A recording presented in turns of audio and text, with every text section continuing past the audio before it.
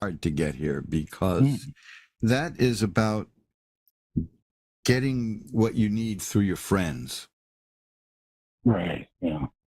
And that friends can be supportive. So if you can, if you can tap into that, it'll be very good. The Seven of Cups here is about a confused mind. I don't mean an addled mind. I mean a mind that's filled with various things. It's. I happen to like the state of that card because it means a person has too many thoughts and ideas. But I'd rather have too many ideas than no ideas at all. So that's just me. Yeah. But that's what I see there. The Queen of Coins is here. That relates to money and handling money well. The high priestess, the Empress is here. That's a woman who is creative and can get things done. Somebody may come through to help you here. Your ultimate thing here, underneath it all, is the Ten of Cups, which is there's a rainbow and a family and happiness. This represents a happy home and joy, which if you're like me, is the furthest thing from your mind right now. But this will come out okay according to these cards. There's money coming. First of all, in my case, my Social Security benefits are going to go up, which is, whoopee, right? It's good news. I'd rather have her back, but... Right, yeah. I know what you mean there. The Star is here. That's a card of hope and optimism. That's now, you see, these are the kind of messages that are like bromides, it's always darkest before the dawn, We don't need to hear that, I believe. But I do see things are going to work out well. The Ace of Swords is here. Now, that's fascinating because that will symbolize... I showed you that card. I told you about the card, the Seven of Cups, which was a kind of disorganized thought process, a lot of thoughts. This is the sword. The Ace of Swords is about the beginning of a new way of thinking. Right. Your mind is changing and growing. Right. And there's things coming. There's good things coming your way, which is this card, the Three of Rods. There are things in your life that amount to seeds you planted, and they are going to come back to you. Not soon, but not long either. So I've got more swords here, and I see. Now the Ten of Swords is a fascinating card. I'll stop with that one. That means the worst in life has happened to you, and you're gonna get through it. You're gonna get up and rise up. That's encouraging. Yeah, well, but it's again, these are like bromides, in my opinion. But it's good to see. If anything hideous was here, I would tell you. But now here's another one: the King of Coins. You had a queen with coins, and now here's the King of Coins. So there's money. There's definitely money in your future. Here's the Ace of Swords again. That's a bit of a palliative, You can't look. Don't let them kid you. You can buy happiness. You know that. You're old enough to know that, right?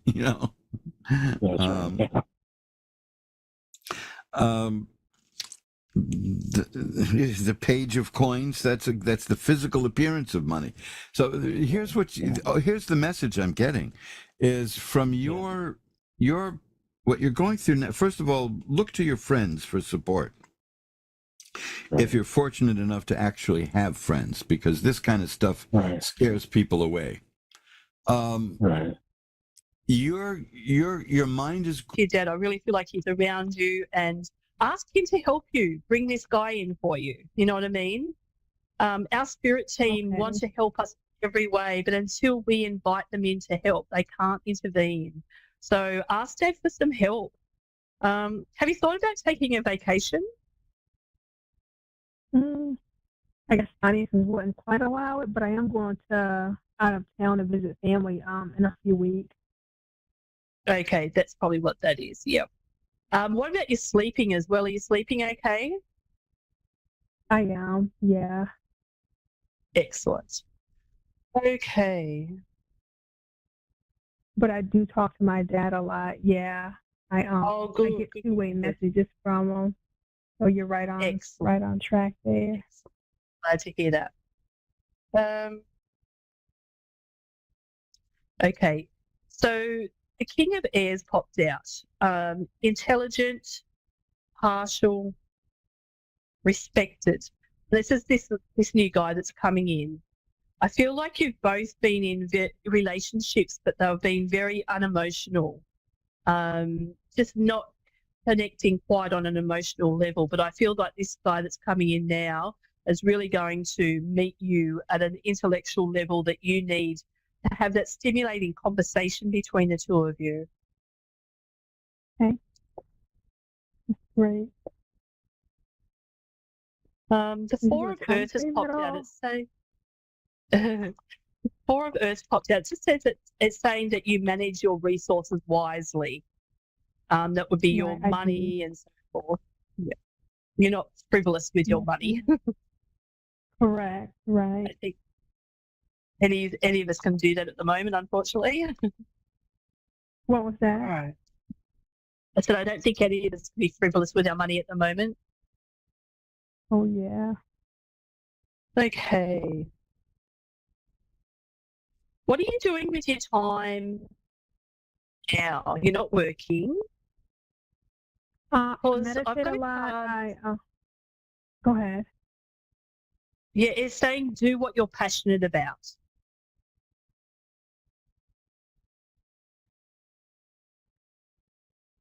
Hey, Is that something that you're doing? That you're doing something that you're passionate about? I feel like I do that all day.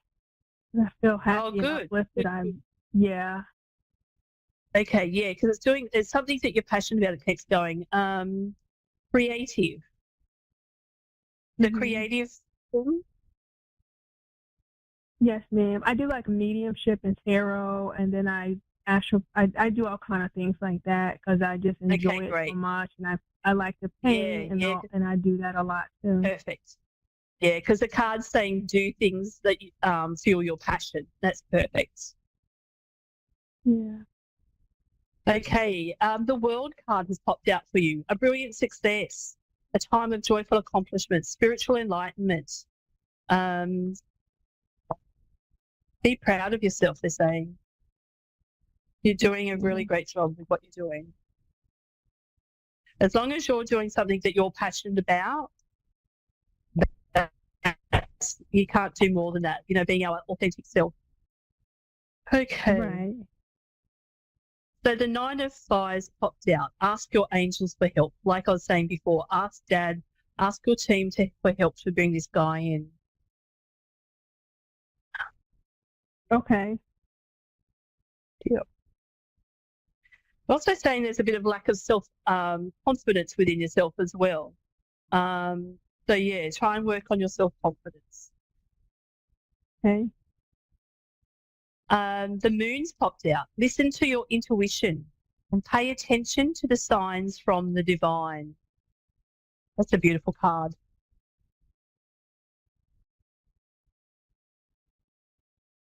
Okay, what else have we got here for you? The High Priestess. Meditate and turn inward to discover your soul's true desire. Develop your intuitive gifts and trust the wisdom you receive. The Awakening. I do. I keep a journal. Perfect. An awakening. Awakening where you see things in a whole new light. Yes, ma'am. I have. Yes, ma'am. 100%. I have been. Beautiful. What else have we got here for you? A few cards are popping out. Chariot. Rewards that come from hard work.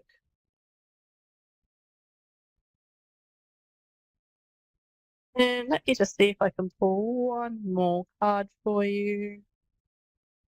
Okay.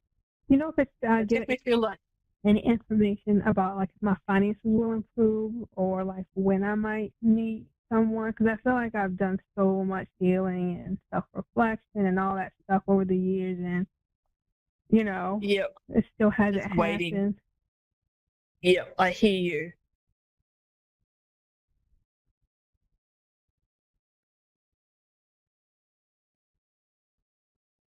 Okay, the Lover's card popped out for you. All right, let's see if we can find. Just going to use my pendulum to see if I can get a more accurate. Thank you. Okay, I'm getting the end of August, early September.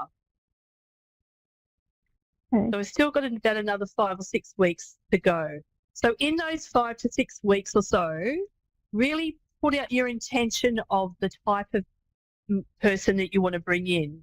And be exact, be detailed about exactly the type of person that you want, you know, whether it's humorous, like I was saying before, you know, yeah, just all the qualities. That's what I was trying to find. The qualities that you want in someone, make sure that you're putting them out into the universe as well. Okay. Thank you I so wrote a much letter, for calling in. so I don't know if that counts. Okay. Yeah, oh, absolutely. Sounds good. I think there's Thank a you. delay. Have a good. Yeah, absolutely. Thank you so much for calling tonight. Okay, bye-bye. Hey. Steve from Wyoming. We have the beautiful Kathy on the phone. Yes, ma'am. Hi, Kathy. How are you tonight? Great. How are you? Yeah, awesome. Just a general read, or was there a specific question you'd like answered? Just a general, please. Yeah, sure. No problem at all. Had a good day? Mm-hmm. Okay. Eight of Waters popped out. The need to move on, seeking more from life than what you're currently experiencing. A spiritual quest. Do you feel like you're on a bit of a spiritual awakening yourself? Yeah. Great.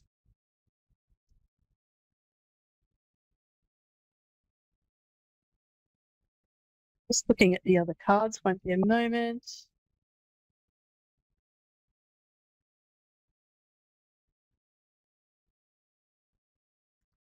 Have you just paid off a car or a house or something? Not yet. But about to? About to pay some bills off, yeah. Okay, yeah. The message was just paying off a debt, that's all. Okay, the star has popped out. Have faith, the future is bright, dreams come true. Positive changes that end challenging times, the light at the end of the tunnel. Then we've had the 10 of Earth come out, financial security for yourself. Is that an inheritance?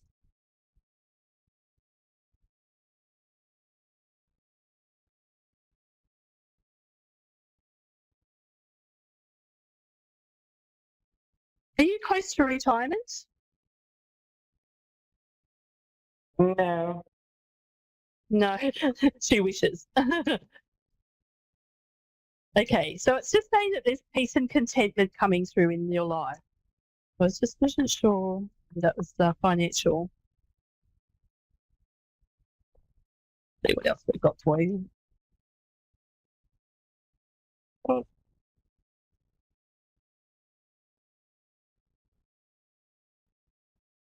Okay. What's happening in your love life at the moment? Have you got a man in your life at the moment? Yeah. He's been in my life for a while. Okay. It's just been kind of I'm also, a challenge. Yeah, okay, because the message was romanticizing how things used to be. So that obviously in a thing, but I feel like some things are lacking that have dropped off in that particular apartment for you. They're not like they used to be.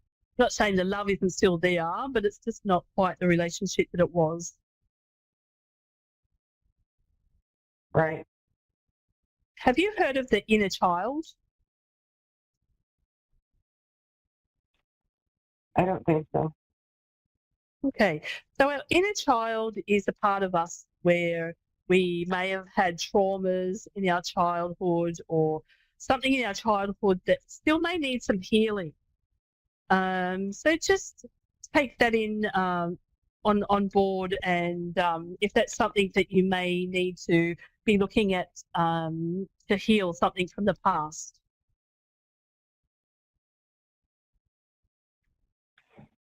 Yeah.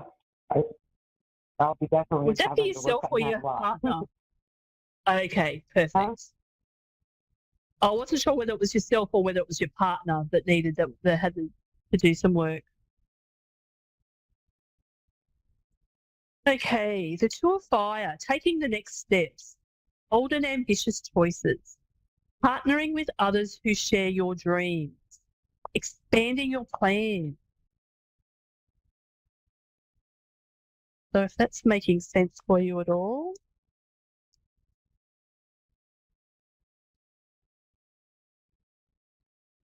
See what else is good. Are you sleeping, having problems sleeping at the moment? A ton of trouble sleeping, yes. Yeah, okay. Do you feel like you're someone who always expects the worst?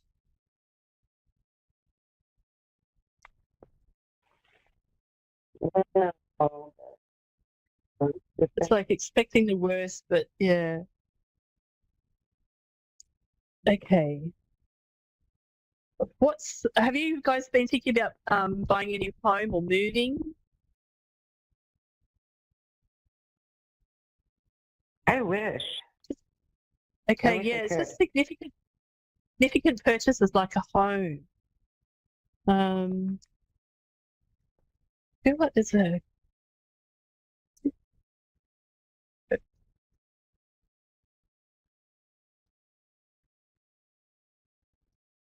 Okay, I've got a message here about an exciting career opportunity coming through for you.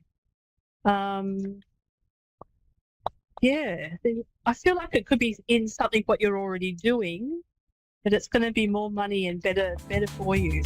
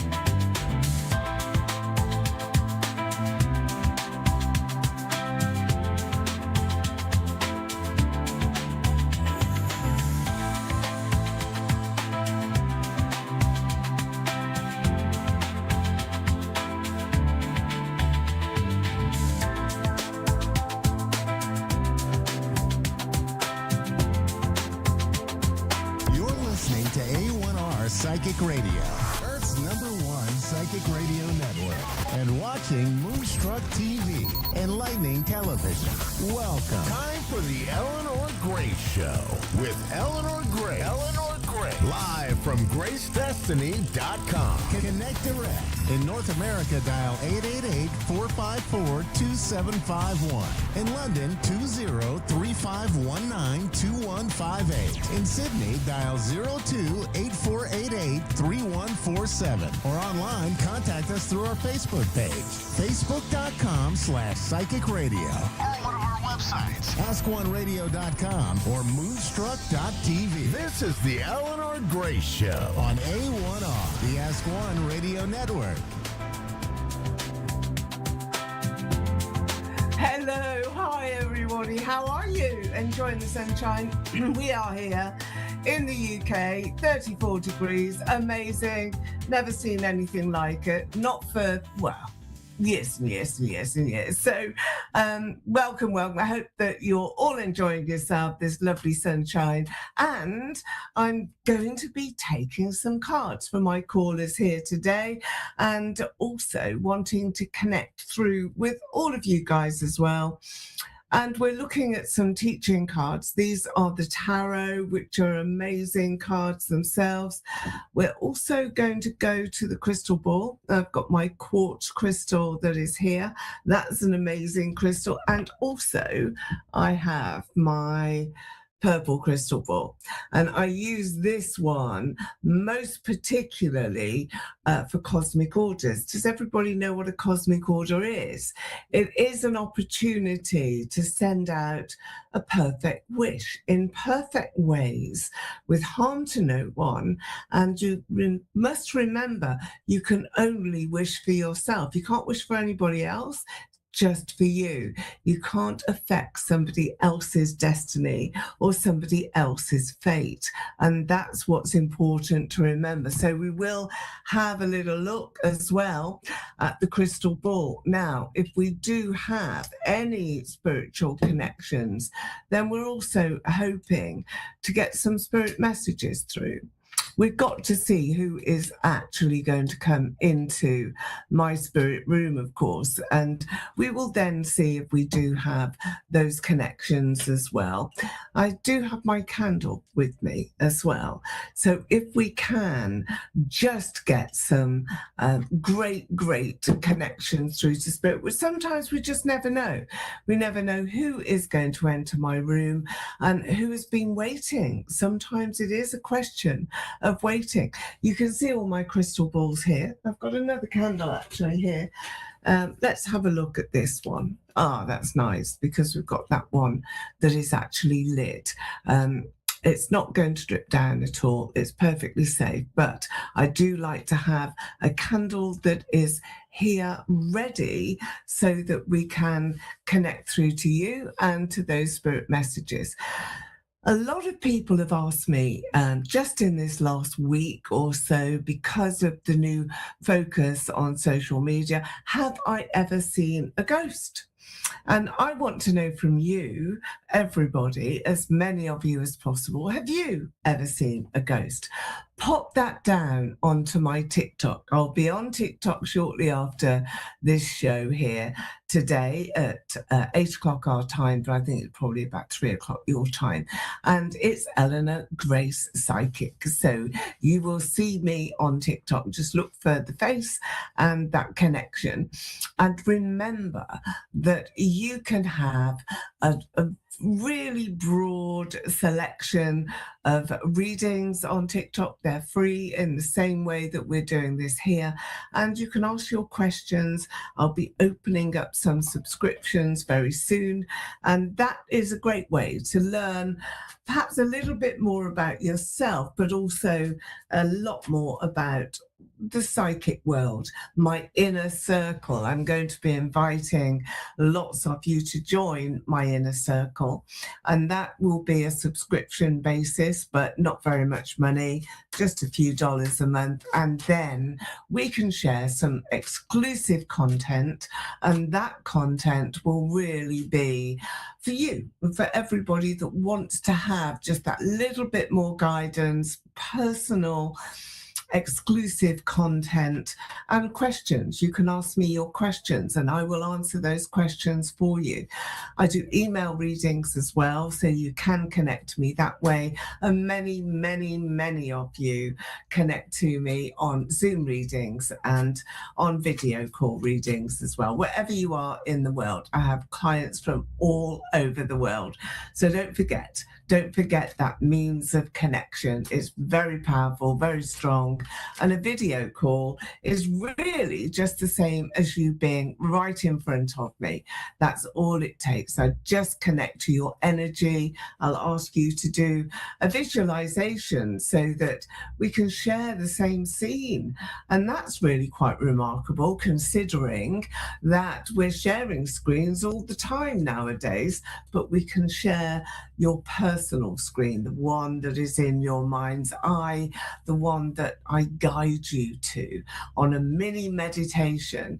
And that will give you the opportunity to allow me in, to quieten your mind, allow me in, and then I can see what you can see. I can see your fate, I can see your future, how long you have as well to make decisions, and who are the people around you? What are they going to do to help you in your life as you're really pushing through? So this is a very, very different type of experience for most of you.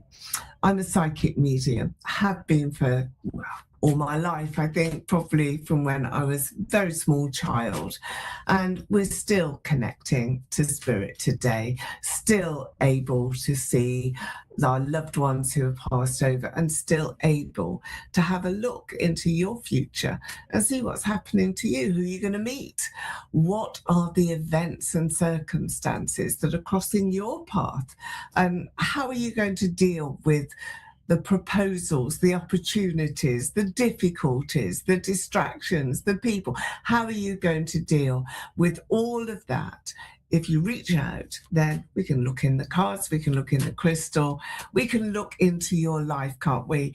And that way we can see what the steps are. Baby steps sometimes, maybe they're huge leaps of faith. Maybe you've got to take a risk, a gamble, and just sort of say, oh, do you know what? I'm going to do that because it feels right. It feels like it's the right thing to do. So join me with all of your questions and do reach out and make an effort to develop yourself, to have some goals in your life, in your future, whatever age you are, it doesn't matter. This is your life to live. This is your time to be. So we've got Tiffany in Madison, Wisconsin, and you're joining me today. Hello there, Tiffany, and welcome to my show. You're through to Eleanor Grace. How are you today, Tiffany? I'm good. Thank you so much. Nice to meet you. And to you too, Right, okay. I'm going to dive straight in here, Tiffany, and connect with you. I'm going to take a couple of cards as well, just because I feel that you have got a lot of dynamic force around you at the moment. It's as though you're being pushed here, pushed and shaped and reformed, remolded, perhaps. Maybe you taking the opportunity as to develop, and that I think is a choice that you would make. But you have a dynamic force, and what's crossing your path is a great opportunity. Don't miss it. Do accept it. It's, I think, in the workplace. I think it's in your career. It would be in your ideal moment to show yourself, your skills, and to show as well just how much you can deal with, just how much you can do. There's a really, really lovely man that I'm seeing by your side. Are you married at the moment? Are you in love at the moment? Because you should be if you're not. Well, I hope that's future state. I've actually, work is going fantastic. I just started a new job about 9 months ago, and it's really brought some great things in my path. I've gotten some great compliments on work that I've done. But in the middle of all of that, I actually am filing for divorce. So there is a lot of energy around me right now. Yeah, but there's a new man as well.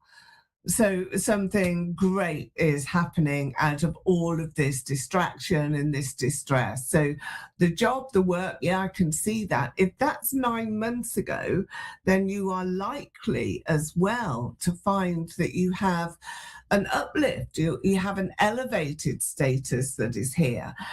So you are very, very likely to move in different circles, maybe get an appraisal, and just take yourself into, a new role. More responsibility is coming to you. You probably feel a bit weighed down with that at the moment. So some help and support, I think, is being sort of sent your way, because you've closed lots of things down in your life and you've reopened them up, Tiffany. And this is part of the transition that you're going through right now. And it's easy. It's an easy transition. It's not difficult.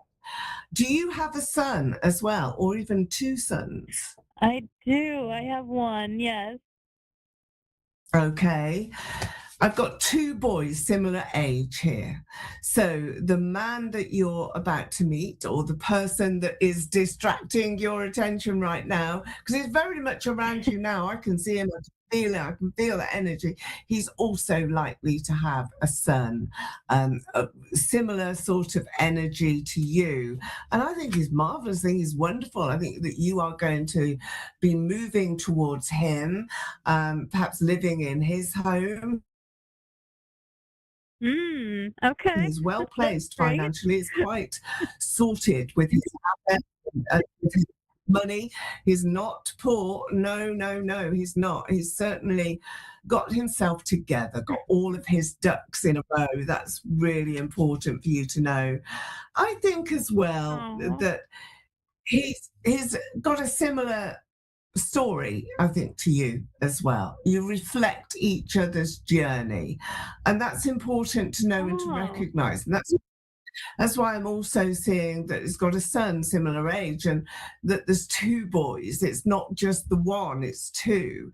And this is not a mirror image. This is not a reflection of yourself or your life at all. This is a new start, a new beginning.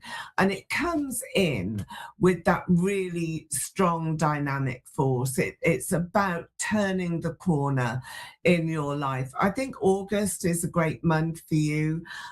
Maybe you're taking some time out in that time, but I think that you will be having a really great experience. So I'm going to wish you the best with that. Do come in onto my TikTok as well. I'm on TikTok after the show, 8 o'clock, in about half an hour.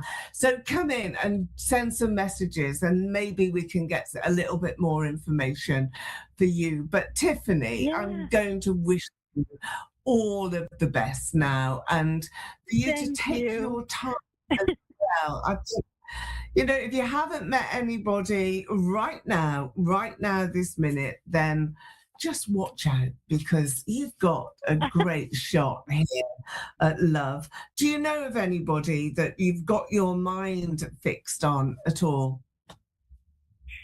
Not yet. I'm just playing the field right now, so we'll see which one starts standing out stronger.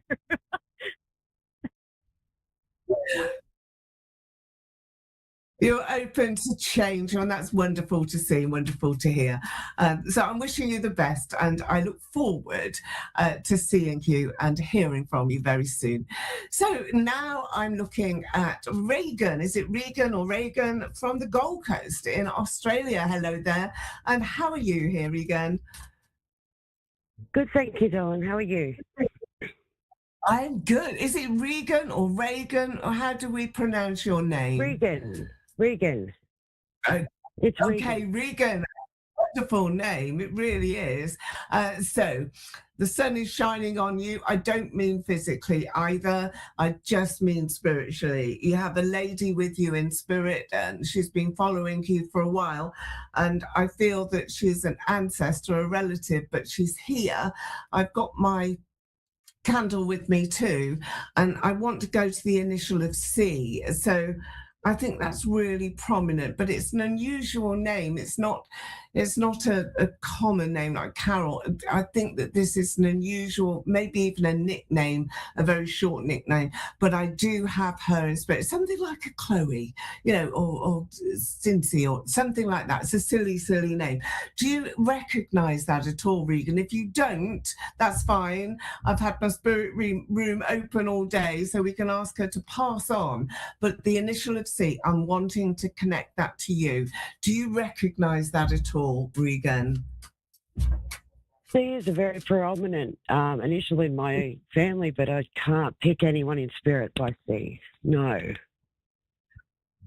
Maybe a spirit talking to you then and wanting to connect to a C, because I get it that way as well. So is there somebody with a short name then, an initial of C around you, Regan, just to clear this up? I've got a few. I've got all my boys, but Okay. All of your boys? My kids. All of your boys? Yeah, so, yeah. They're all got two. C. Okay. Yeah. So who's the lady in spirit? I mean, this would be maternal, I think, mother, grandmother. It's that line that I have, because the lady is so powerful. Yeah, she's got a really strong personality. Pardon? It could be my granny. Yeah. She's like a mum to me. Oh, okay. She had a really powerful personality, didn't she? And was so loved, I think, by lots and lots of people. And I see her shoulder really hurting her. So she would have broken it, I think, a collarbone or a shoulder I've got here. And your shoulder isn't very good either. She did she? And what's wrong with yours? She did. Yes. Okay. Bad posture, possibly. Well, she wants to rub your shoulder better. That's what she wants to do. Oh, anyone can rub my shoulders. Anyone can rub my shoulders. So do you have a man around you? Because I feel that there's movement here, a great deal of movement that I want to give you, Regan. Either moving house, tearing something down in order to rebuild. And you will understand that philosophically, I'm quite sure of that. But this could also be a building, you know, an absolute home that you want to change. So what's your story? Is that something that you want to do? Do you want to move your home? Yeah. I don't want to move my home because it's too expensive over here to move and get rentals, but it's possible it could be happening. We don't know as yet. Okay. Is it a property that's up for sale? Are you selling? Is it that sort of scenario? No, so we rent. We rent the property, and our lease is up in October, and we're waiting to hear if we're going to get a lease renewal, and I've got a feeling we won't. That's been a worry for me actually a lot lately. That's what I'm connecting to straight away. I don't think so. I'm so sorry to say, because it's what you're hoping for. But don't deceive yourself here. Don't, fall into that trap of hope, and then, oh my God, what am I going to do? Instead, try and reflect on the problem and get ahead of it, get in front of it, and start to make plans anyway. Start with your plan B, because you've got luck around that, a great deal of luck around it. And, that's where you can grab a hold of your circumstances and change them. I mean, this August, just in a couple of weeks now, you've got here the Eight of Swords. It's one of those trapped cards. You've got all these swords and worries around you, and yet you're quite free, actually. You're able to walk through an open door, but you can't see where the door is, and you can't find the handle, and you don't know how to open it or unlock it, but it's a pretty straightforward passageway to your future. You've got this wonderful energy coming in very early August. I think literally first, second, third, fourth, those sorts of dates in August, that's your magician. It's a magical essence that is around you. And I really do feel, we're going to get the crystal now, I really do feel that this is so very important because it's meaning for you that you can take a shot, you can take a really good shot at your future, providing that you're ready, you know, you're ready to say to yourself, yeah, I can deal with it, I can deal with changes. It's a good move and it's something that you should do. And don't want you to think, let's just stick. No, you're meant to move on.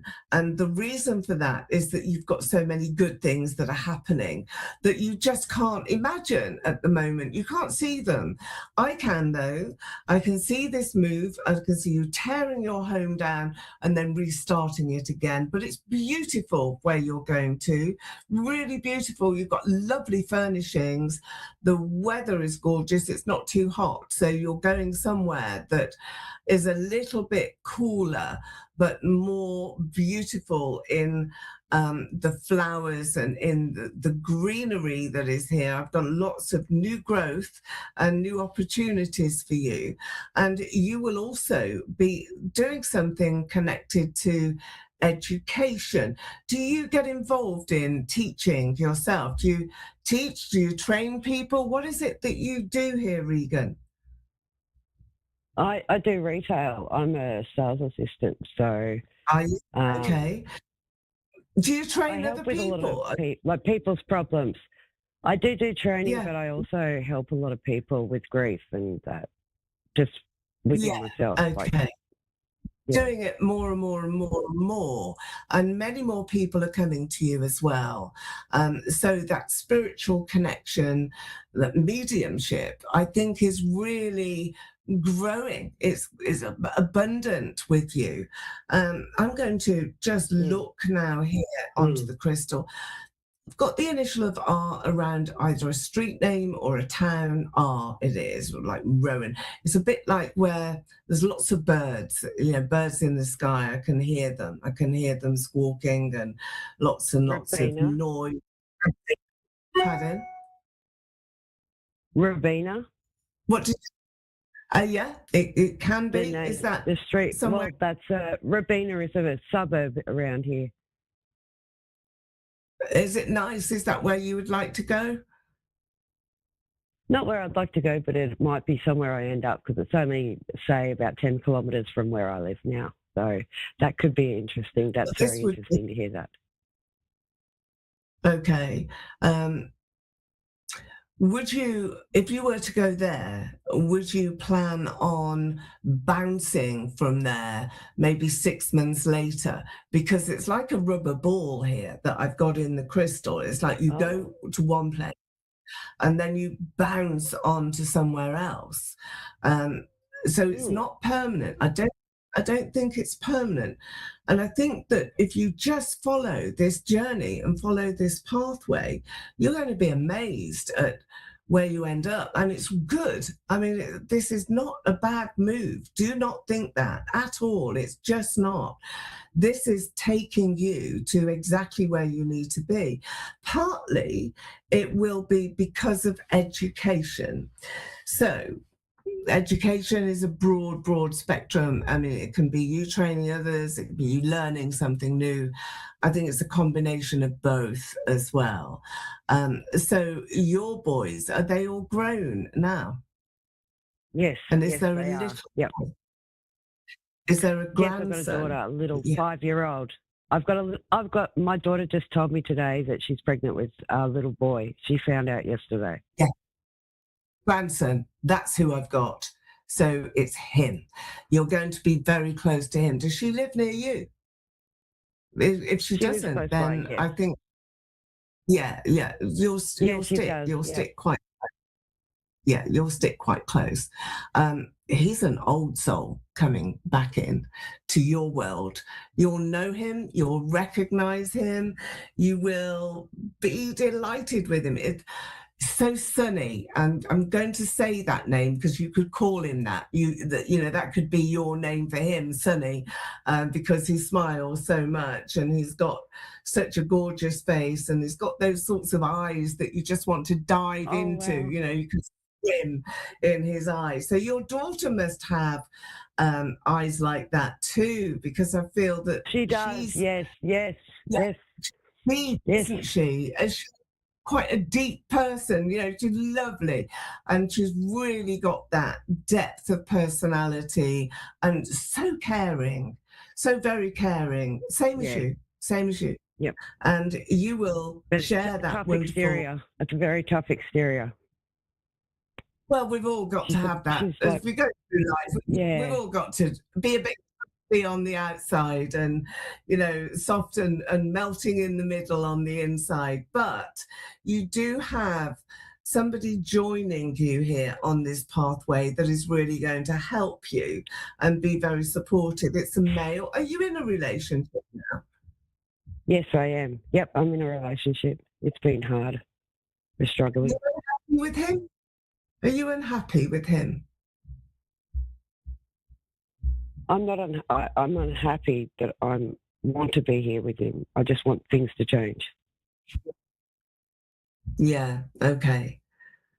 It's that sort of issue that I think is there that I'm connecting to here, which is not a separation or a break, but it is out of balance at the moment. So let me just take a couple of cards here, see what the cards have for you, because your mother is with you and she's pushing you at the moment, to your grandmother rather. She's like a mother though, isn't she? Shoulders, wanting, you've got these burdens. Yeah. So you've got these burdens on your shoulders as well, and they are weighing you down. That's why your shoulders need to have massage, and you feel that weight, and an awful lot of weight. Yes, I carry it all on my shoulders, everything. You do. And yet, you're being told here, just dump it, put that weight down.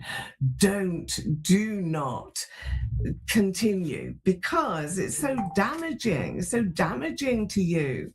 And yet, this ace around you, so you're going to fight now, and it's a bit like you fighting the world here, Regan.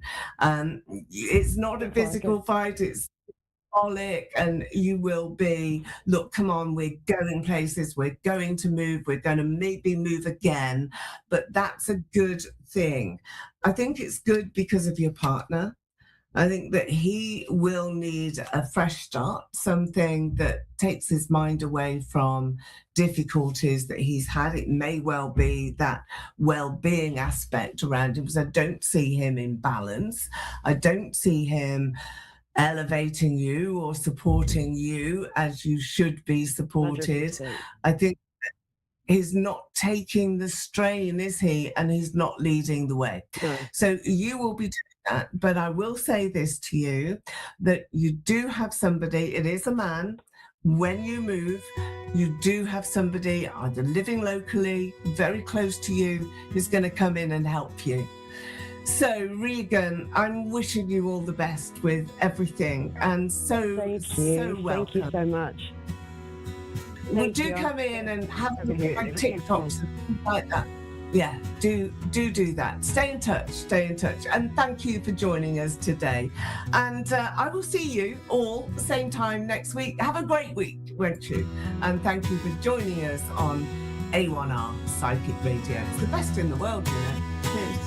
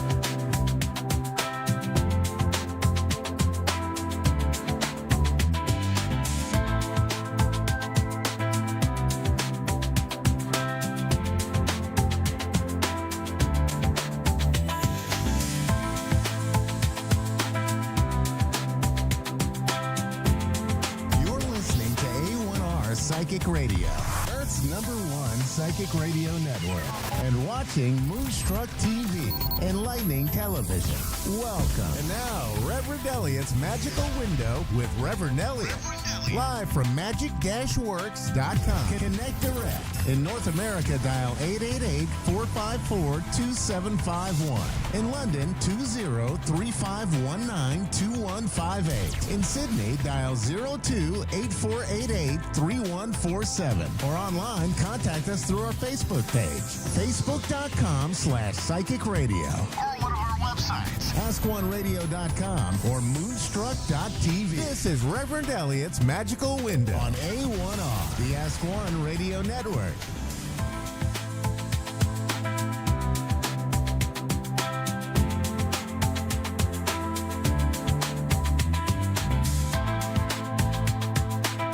You're listening to A1R Psychic Radio, Earth's #1 psychic radio network, and watching Moonstruck TV, enlightening television. Welcome. Time for an offering of light with Robin Cheney. Robin Cheney. Live from RobinCheney.com. Connect direct. In North America, dial 888-454-2751. In London, 20-3519-2158. In Sydney, dial 02-8488-3147. Or online, contact us through our Facebook page, facebook.com/psychic radio. Or one of our websites, askoneradio.com or moonstruck.tv. This is an offering of light on A1R, the Ask One Radio Network. Hello and welcome to Thursday night on A1R Psychic Radio. I am your first host of the evening, Robin Cheney. I am a healer, and I'm here to help you move forward on your journey and in healing. Just feeling overall better.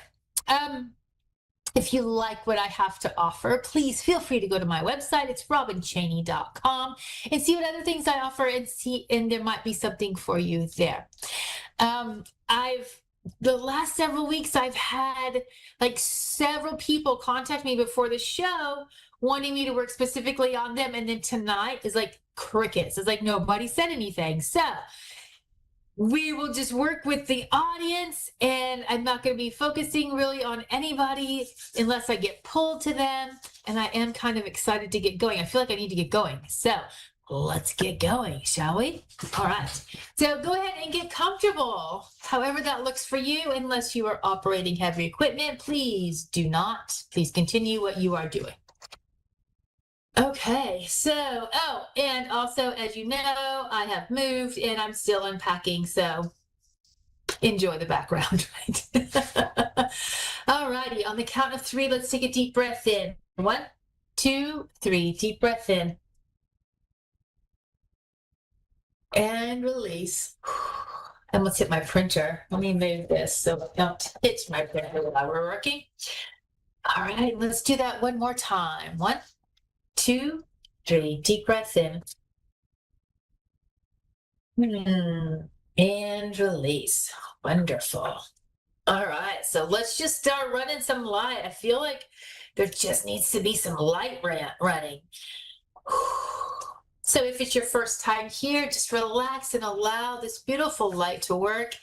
It is, to me, it's the light of God, and it knows so much more than me. And if you just let it work, it will do what it knows to do best. But however, if you do have certain symptoms that you want it to concentrate on, just set your intentions to receive that, okay?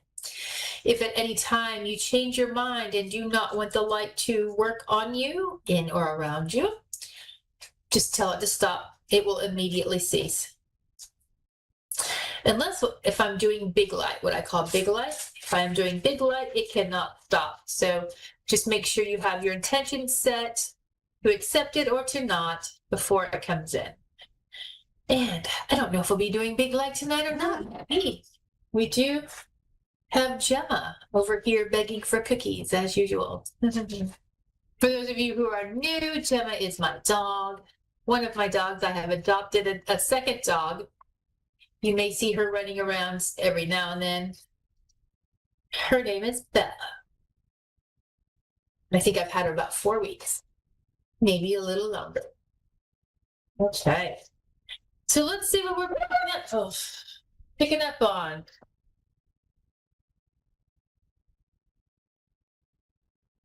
I just feel like a lot of people just need light. So we're just going to let it flow into people. I feel like somebody is kind of laying on their couch or in their bed, and it's hard for them to get up and move around. And so I think this is going to be helpful for them.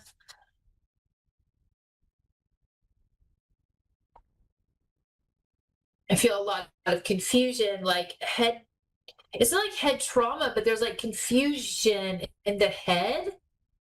But I don't think it's caused by a trauma, but it's traumatizing, I think.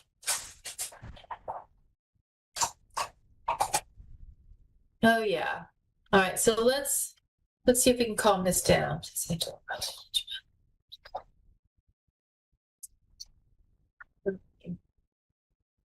Just saying a little prayer.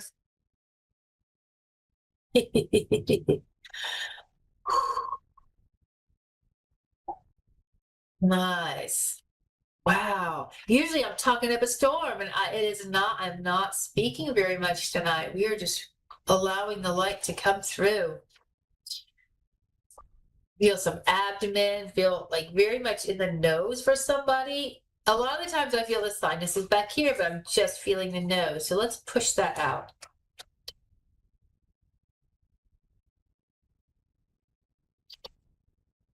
Almost clear. Oh, a little longer.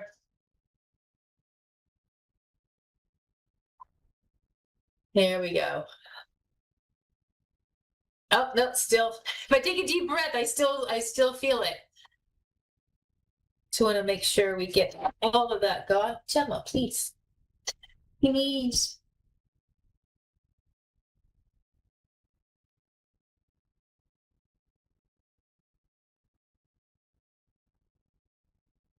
There it goes down my throat. Okay, so I feel like 95% better in the nose.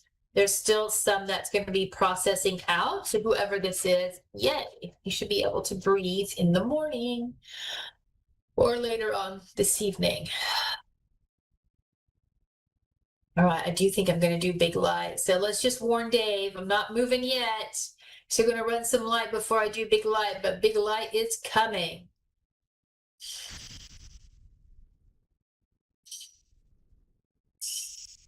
I can breathe so much better through my nose. So whoever that is, I'm really excited for you. I hope it sustains. I hope it sustains. Sometimes it doesn't sustain because I'm going so fast here. Just come back and get another treatment, and then it should sustain, okay? Now I have it going down my throat.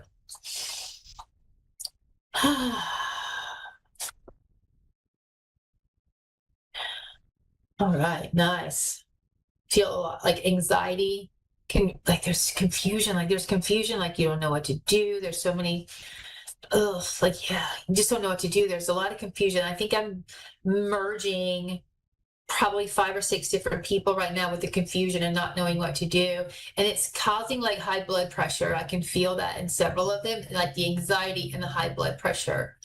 So let's calm this down.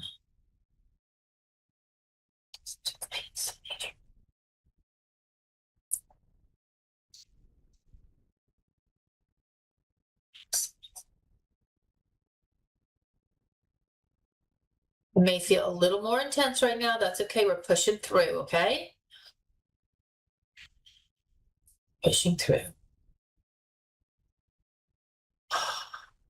There we go. Whew. There we go. I don't know if that got everybody who's with the anxiety and the confusion, but wow, big difference now. Nice. All right, so we have 8:07. We have about 5 minutes, 6 minutes. Still running light. I'm gonna stand up. I'm just waiting for them to let me know when to run big light. We're gonna just do some prep work very quickly.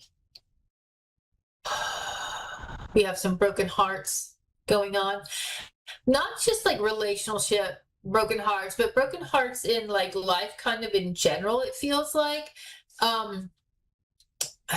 Maybe not like in general, but it's like you wanted to have more. You want to be doing more in your life right now. And it's just like you can't do it for some reason or another. Sometimes it's health related, sometimes it's like motivation, right? You just want to do so many things, and it's like you just kind of end up sitting on the couch, right, dreaming about it or getting angry that you're just in this rut and you feel like you're in a rut. So we're doing some prep work for that. So I'm hoping the big light will help get you out of that rut. Okay.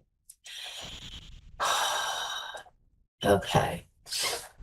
Because it is not hopeless, right? It is not hopeless. I mean, how many years ago? In 2009, like a long time ago, like I lost my job and I couldn't work. And then later I actually had 24-hour care for like a year and a half, right? I was basically like bedbound. It was horrible. And look, I'm not bedbound anymore. And today I walked a good bit and I was so proud of my legs. Super proud of my legs. So then I had to rest because they were starting to shudder. Is that the right word? I don't even know why that came out of my mouth. But they started getting weak. So I had to sit down for a little while and let them rest. But then I got back up and did some more walking, right? So there's hope for those who feel like there isn't, okay? There is definitely healing to be had. All right, I just noticed that it is 8:10. I need to get up. All right, here we go, Dave. We're going up. Okay, so how the big light works is I'm going to count to 3. I'll say take a deep breath in. We'll take a deep breath in. You'll hold it. I'm going to call in the light, and then I'll say exhale or release, and you will release, okay? So if you cannot hold your breath for as long as I'm asking you to, please breathe. It's okay, all right? Just please breathe. All right, here we go. I'm just waiting. All right, here we go. 1, 2, 3. Deep breath in. And light, light, light, light. And release. Ooh, nice. Okay. Okay, here we go again. 1, 2, 3. Deep breath in. And light, light, light, light, light. And release.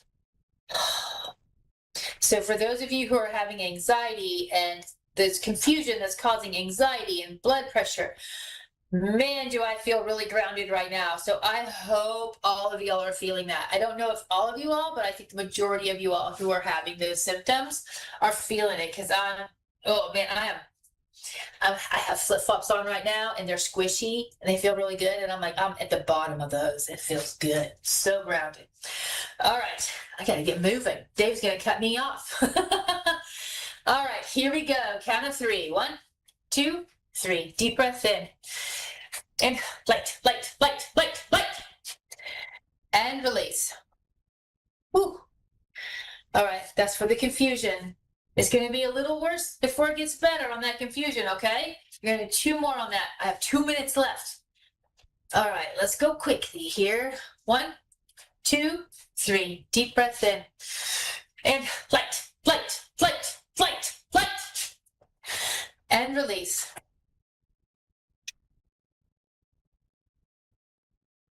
Oh, I feel that releasing in the abdomen.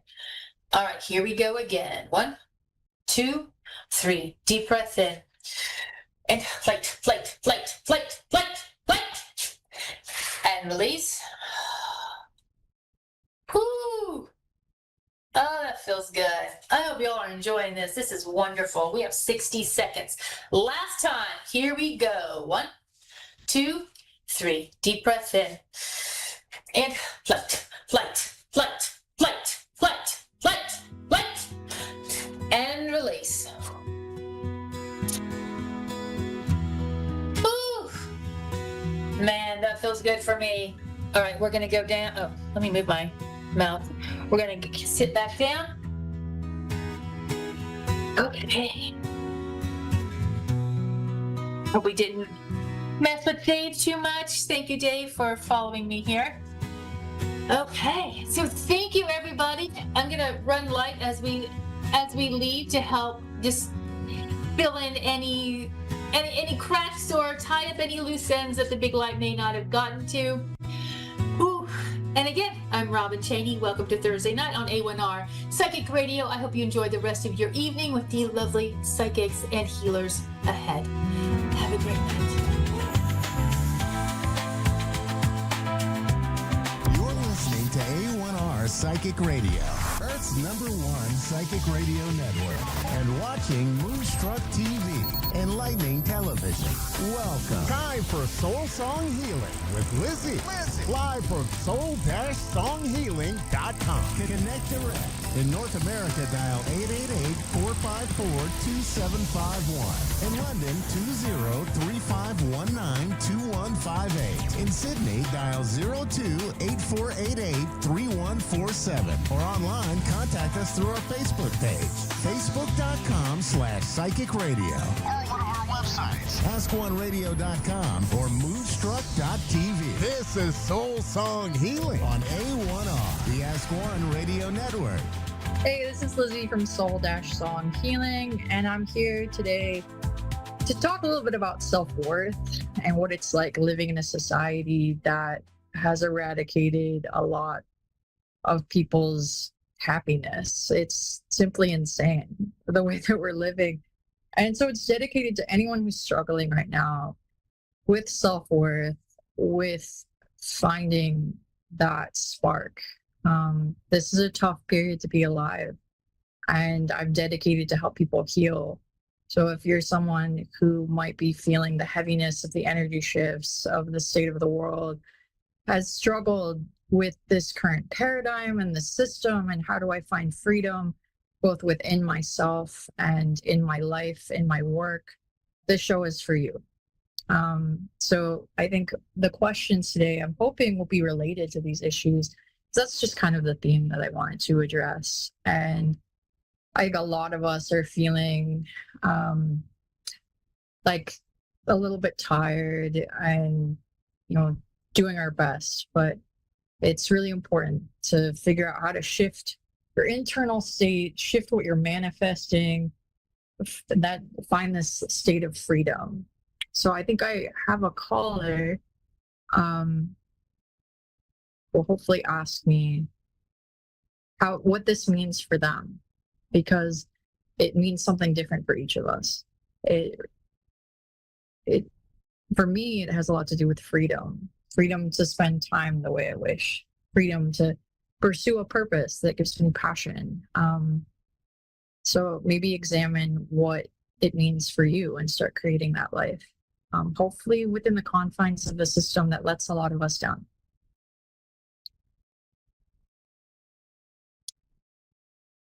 And do we have a caller?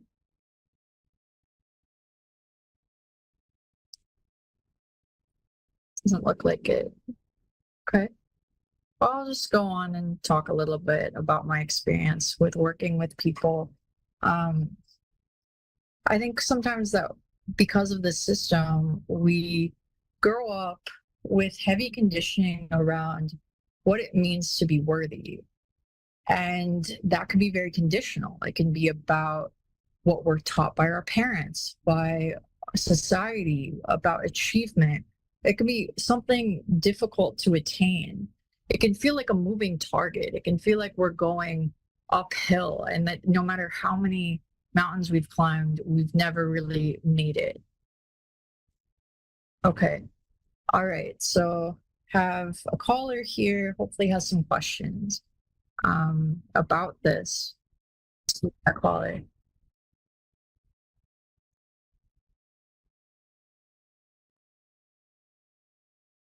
Hello. Yes. Hello. Do you have some questions related to this topic? Yes. So about the self-worth part, it does feel like that no matter how much income you make, it doesn't like what's it called? It doesn't make you necessarily feel any better or happier, or even if you accomplish things or make more income, it's not like your parents or friends are necessarily proud of you. So it's like society has conditioned us to like feel happy with our physical achievements, but now I'm starting to question that, does that actually even bring us happiness? And now I'm trying to find what's that calling and soul clear that brings me happiness and fulfills me from within. Yeah, I mean, I think that's really important for each of us. Like, and you may have multiple purposes. So let's ask about that. Like, what's your soul's purpose? Or like, what did you come?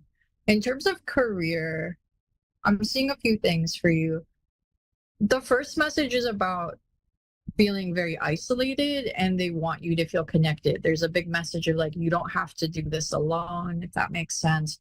And they want you to be around a team. And it's also, there's a light-hearted message surrounding it, which is kind of like, you can try different paths. Now, your spirit guides are warning me that they want to tell you that if you pursue being an accountant, you will be very unhappy. Does that make sense? Yes, because my parents kind of want me to pursue something that's more corporate, but I know that that wouldn't fulfill me and I wouldn't be happy. And that's not what I'm meant to do. I feel like I'm meant to do more like creative things. And one of them could be with music and also just like working within groups within a like-minded creative field. I even thought of one-on-one coaching, because anything from the traditional route won't bring me happiness at all. Yeah, there's a big sense of being stuck if you choose the path that your parents have carved out for you. There's a push to find your people. I think more important than figuring out your career, it's like, go find your community, go be around people. They're saying you're isolated and it's been very challenging.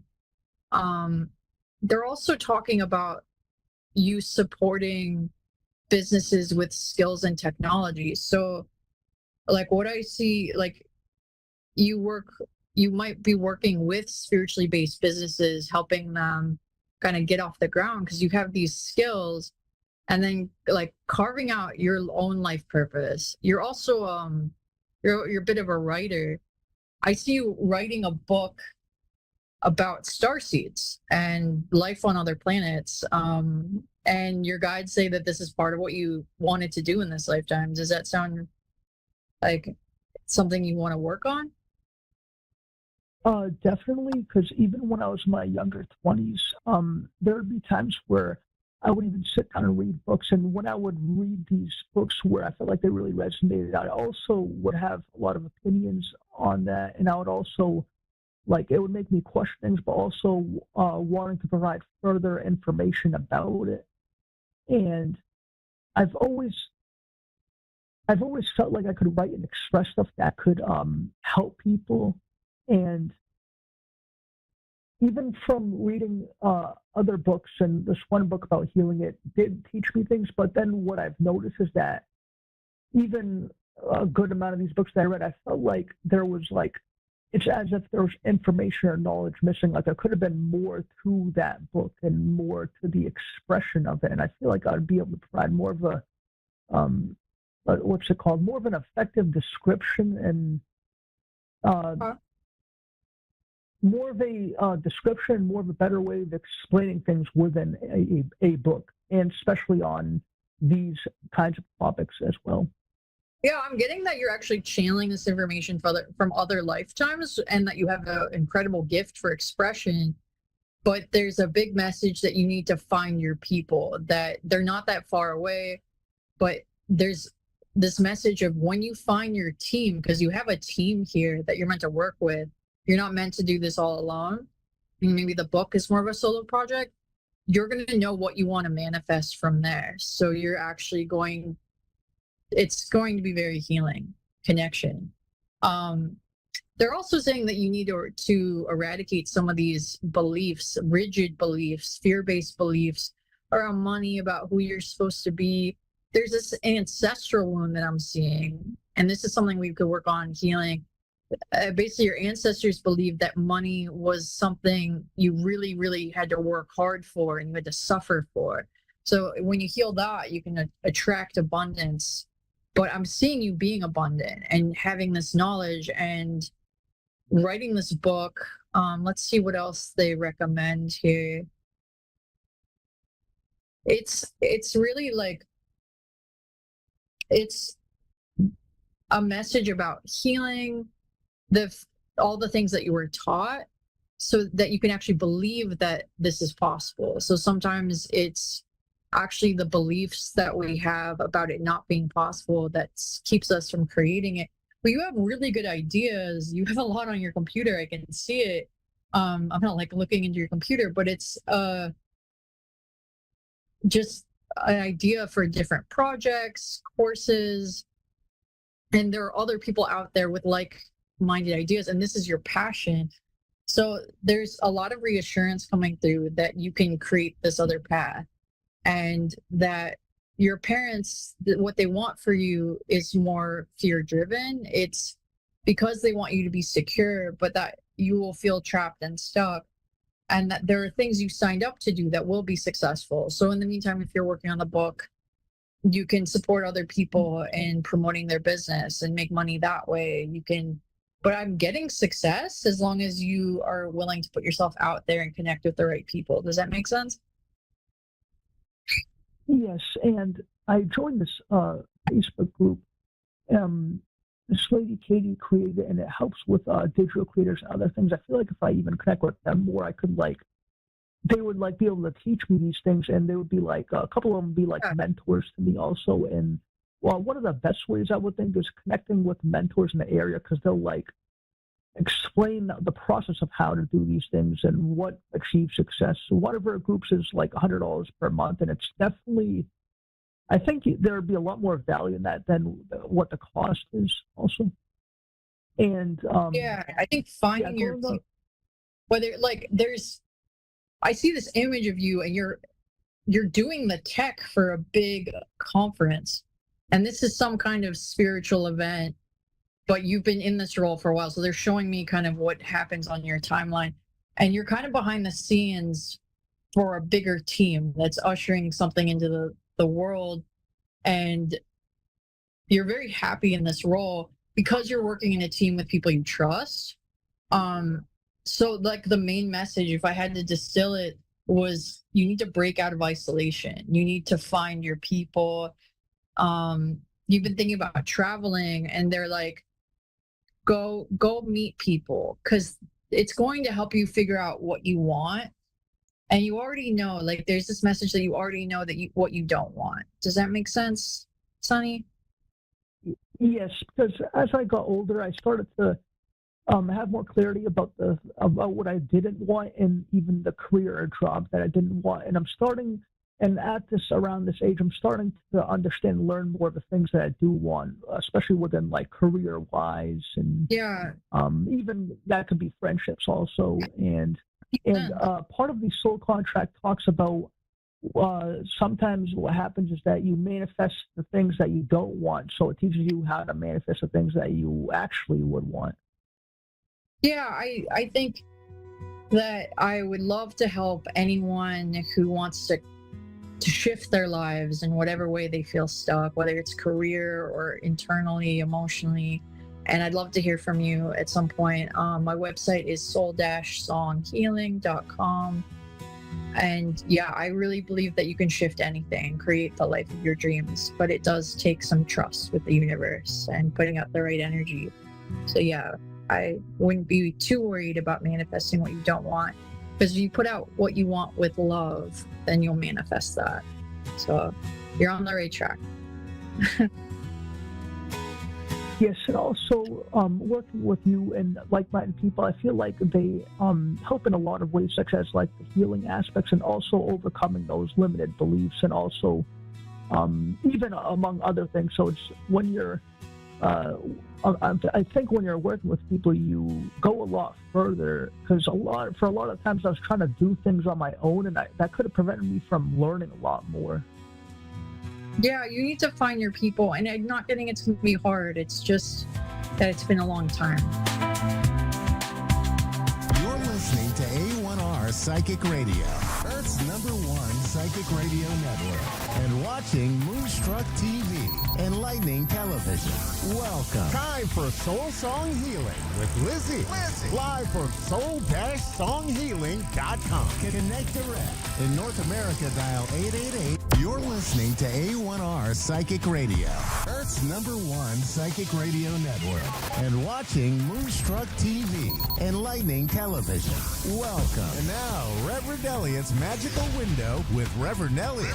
Live from magic-works.com. Connect direct. In North America, dial 888-454-2751. In London, 20-3519-2158. In Sydney, dial 02-8488-3147. Or online, contact us through our Facebook page, facebook.com/psychic radio. Or one of our websites, askoneradio.com or moonstruck.tv. This is Reverend Elliot's Magical Window on A1R, the Ask One Radio Network.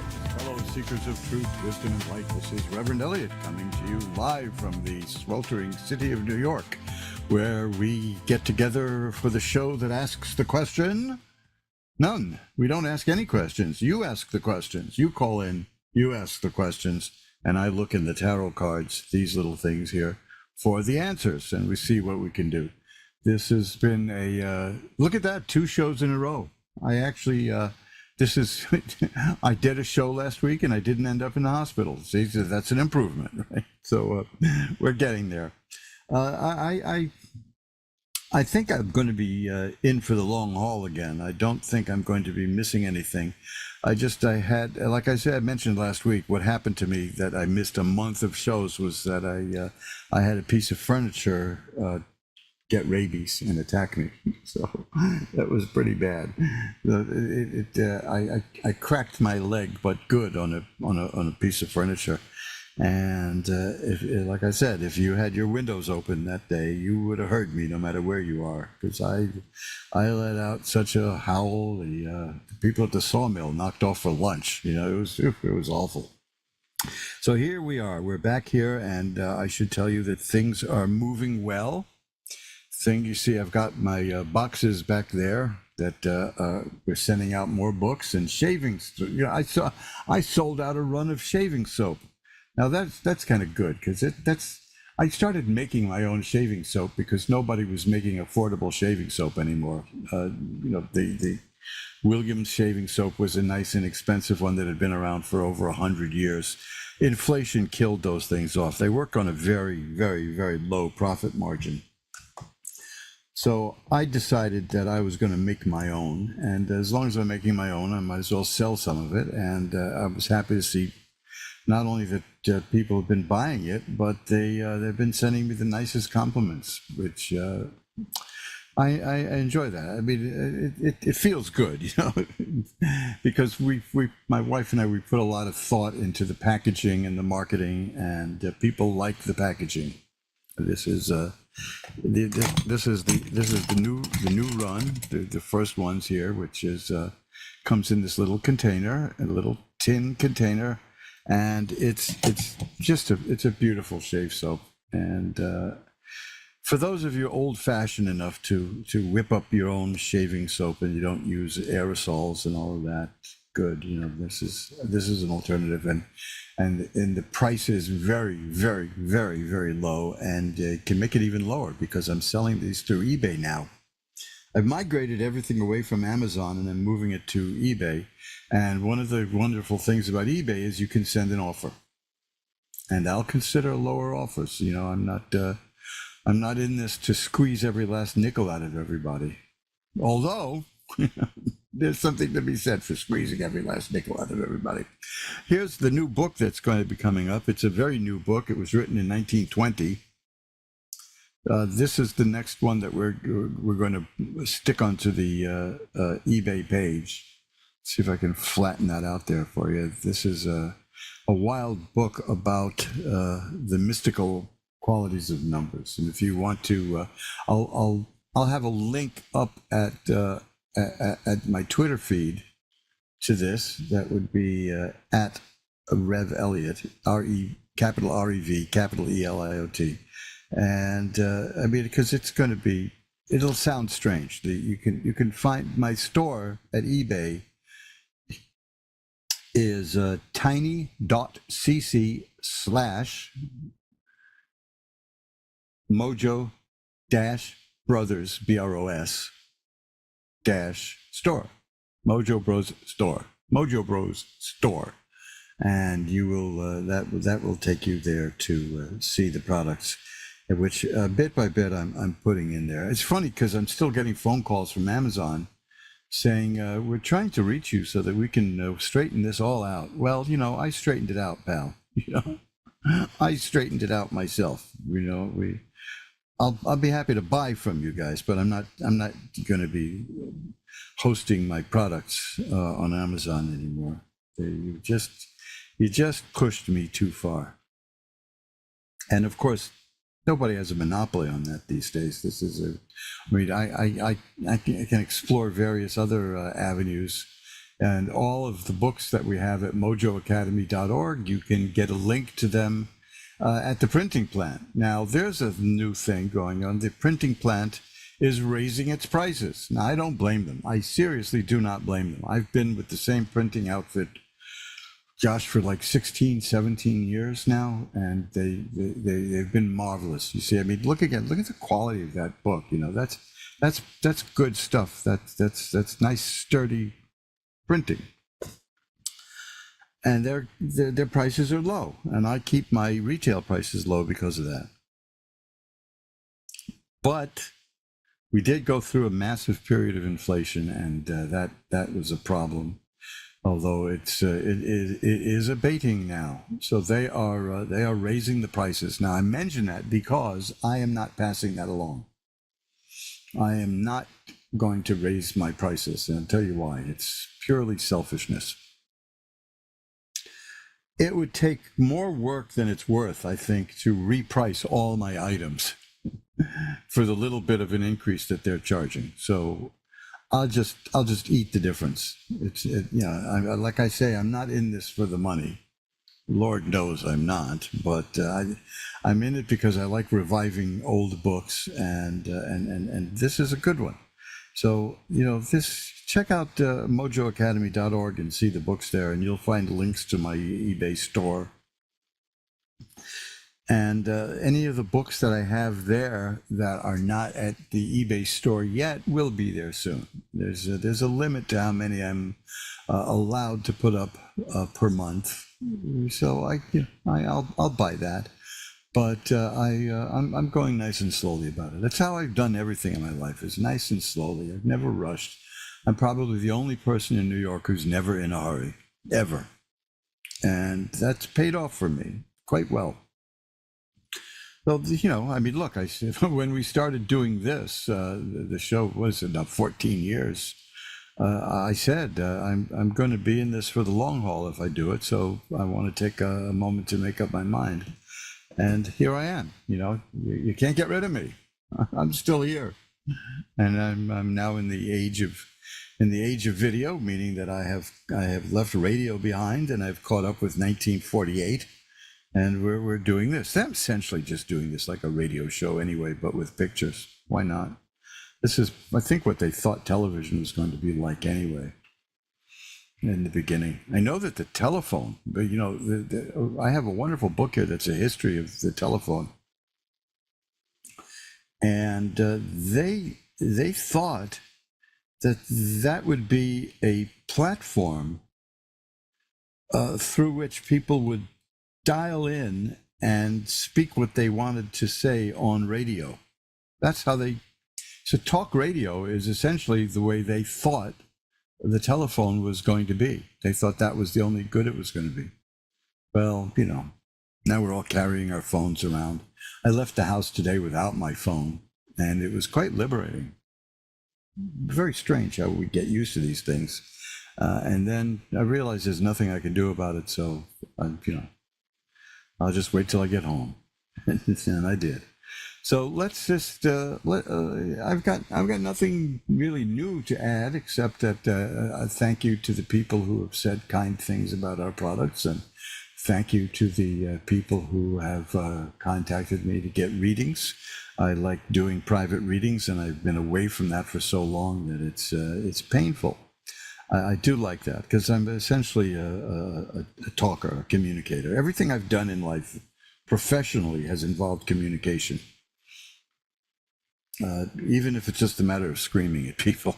Oh, there you go, right?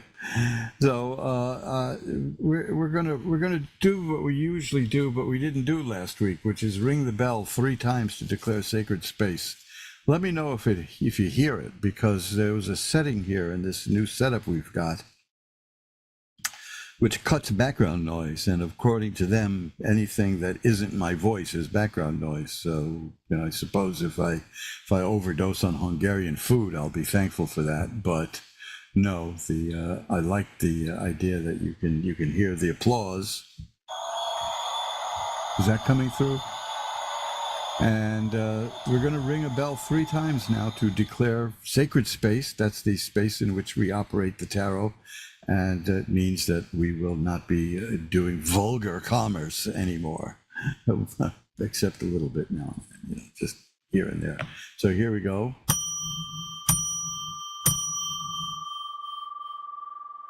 And now we're going to pull back the curtain on the magical window for Virginia in Greenville, South Carolina. Hi, Virginia. You're on with Reverend Elliot. Hey. Hi, how are you tonight? I'm good. How are you? I'm doing well. Well, what can I look at for you? Well, I've got some career decisions going on, some family stuff as well. I don't know how specific I'm supposed to be, or general, or what I'm supposed to do. Whatever you're comfortable with. Well, I have a family. Let's see what the cards show, because let's do that. That would be perfect. They may point in the direction that they want to go in. Okay. I have a lot going on. Yeah. Oh, look, yeah, that's life, isn't it? I mean, somebody like 100 years ago once defined life as one damn thing after another. And I know that's right. Yeah. Yeah. So let's shuffle these things up here, and okay. Well, this is there's changes coming in your life here. That's interesting stuff here. First of all, the first card I have is the 9 of Rods, which is a card of a person who's prepared for what's coming. The person is ready. The person can handle it. That you've got a bandage on the head there. That means that symbolically that you've been through the ringer. You've been kicked around a bit, and you've learned. So that's good. The next card is the 3 of Swords, and that's a card of sorrow and sadness. Not overwhelming, but has something sad been happening lately in your life? Is that the family stuff you're talking about? Yeah, a little bit. It's been happening for some years now, but I've overcome a little bit of it. But now we're kind of, parents are getting older and they're in a different state, and so that kind of revs it up again. Well, just when we get used to things a certain way, they change, right? That's life, isn't it? Yeah, right. Right. But you have here the card called the Tower Struck by Lightning, which is a card of a sudden change, a sudden drastic change that comes in and kind of upsets everything and changes things. Not necessarily bad, not necessarily good. There's no value judgment there. It's just that things will be changed. Things will, there'll be a bit of an upheaval. The thing is that the next card is the 3 of Cups, which is a pretty decent card.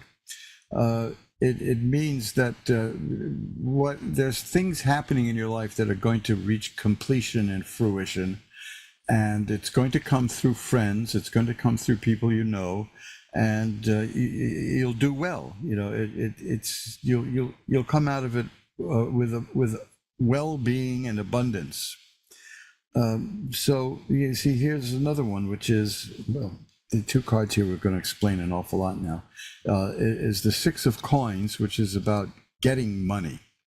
You know, there's a, I'm having a little problem with this earpiece, so I'm just going to pull it out now. And the other card is the Fool. Now, that's a card I like a great deal, because that Fool card means the person you're reading for has divine protection. If there was anything really bad in this reading, that card would wipe it out. So this is okay. You're just, according to this, what you're going through now is what you said at the beginning. You have a very good grasp on this, which is that you're going through stuff now that's just kind of piling up on you as things are changing and life is doing its thing at you. But you're prepared for it. You're ready to handle it. And I'll tell you something else. There's the Ten of Swords here. That is a card that looks terrible, but it means the worst is over. It means that life has thrown its worst at you, and you're still here, and you're going to be okay. So I just think that don't let it. I know this is easy to say, but don't let it overwhelm you, because you're going to come out all right. Okay, you're going to win. Okay, the game of life is going to go your way, because that first card I got, you're prepared, you're ready for what's coming, and you can handle it. And that's good to know. So don't let it get you down, okay? Okay. That's very comforting, actually. Yeah, well, even if things take a turn for the worse, which I don't really see here, but that's always a possibility, because what we got here is that card of sudden abrupt upheaval. You're still going to come out of it okay. You really are. Here, look, here, this one more card here. Well, let's give you these two cards, because they go hand in glove. One is the Sun. That's health and healing and growth and happiness. That's who wants more than that in life. And the Temperance card, which means balance in your life will be restored. 90% of the problems we have in life are just that things get out of whack. Things are out of balance. And the Temperance card will return balance. So you're headed in the right direction. And sometimes that can hurt, that can be a little painful, that can be difficult, but you're on the right path. So I see nothing but good stuff coming your way. In fact, this is probably the happiest card in the deck. You know, you've got happy people there, and a rainbow and cups and a castle. That's the Ten of Cups. That's perfected happiness. You're going to be okay. All right? Thank you. I really appreciate it. You have no idea how much that means. Just to know that the worst is we're done. We're done with that. Yes, according to these cards, the worst is over. You got through the other end, and you're going to come out fine. Okay? I can breathe. Yes. For a moment, at least. Yeah, okay. No, like I said, if there's a little bit of a backsliding here, don't let it get you down, because overall your picture is very fine and positive, and you will come through. That's great. Okay, that is fantastic. I really appreciate you. Thank you so much. Thank you so much for your kind words. Bye now. Bye. And we'll shuffle up the cards again. You're listening to Reverend Elliot's Magical Window. We come to you every Wednesday at 11 Eastern, 10 Central, 9 Mountain, and 8 Pacific. Sporadically, it's been lately, but as you know, I've been dealing with a little health condition. It's called dying. But there's some very dedicated people who are going to see to it. Not that I don't die, because, you know, there's nothing you can do about that, but that it'll be quite a while off.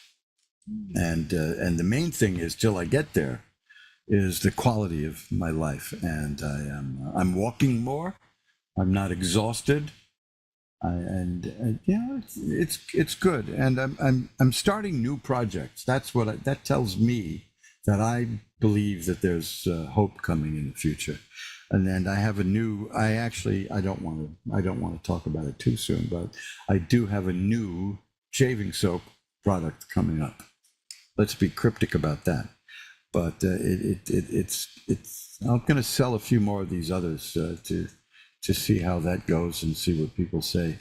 and then I'm going to launch the biggie. Yeah, but we're getting there. I like making things. I think, let me see if I have this up here. Yeah, here's something that I make. This is, if you can see this thing, it's a ritual timing calculator.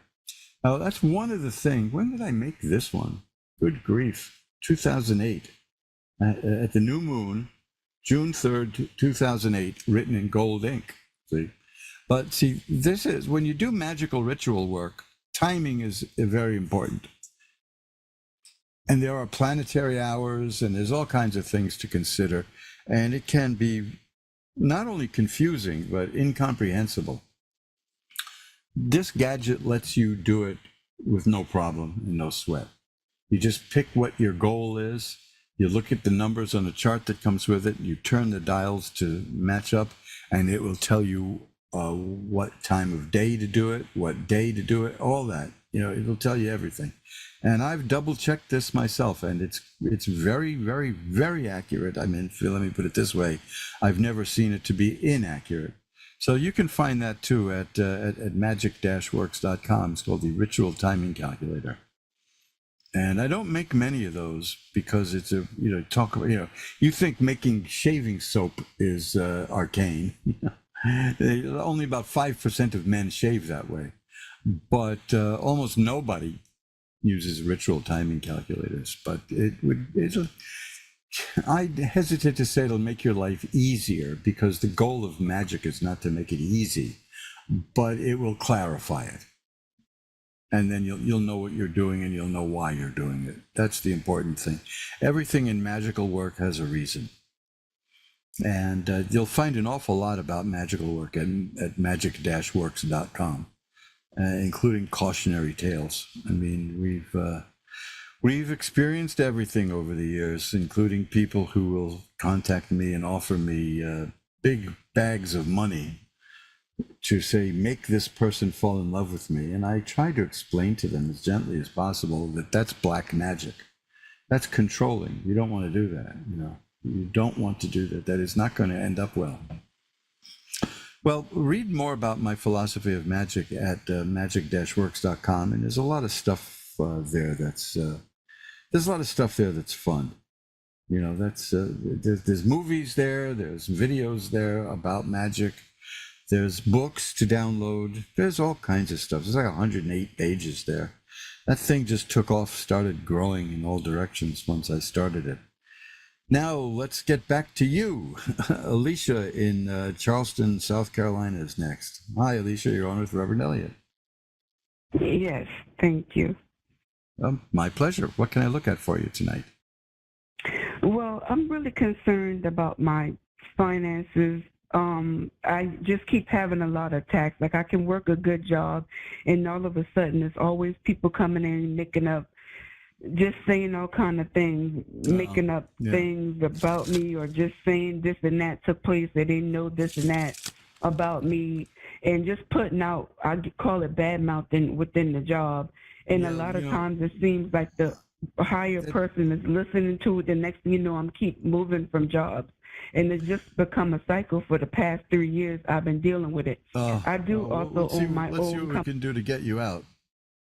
And it's been a challenge trying to bring the money I need in my own personal company so that I wouldn't have to deal with what I'm going through. I'm just tired of the tax, and I'm trying to get somewhere in life, and I'm just tired.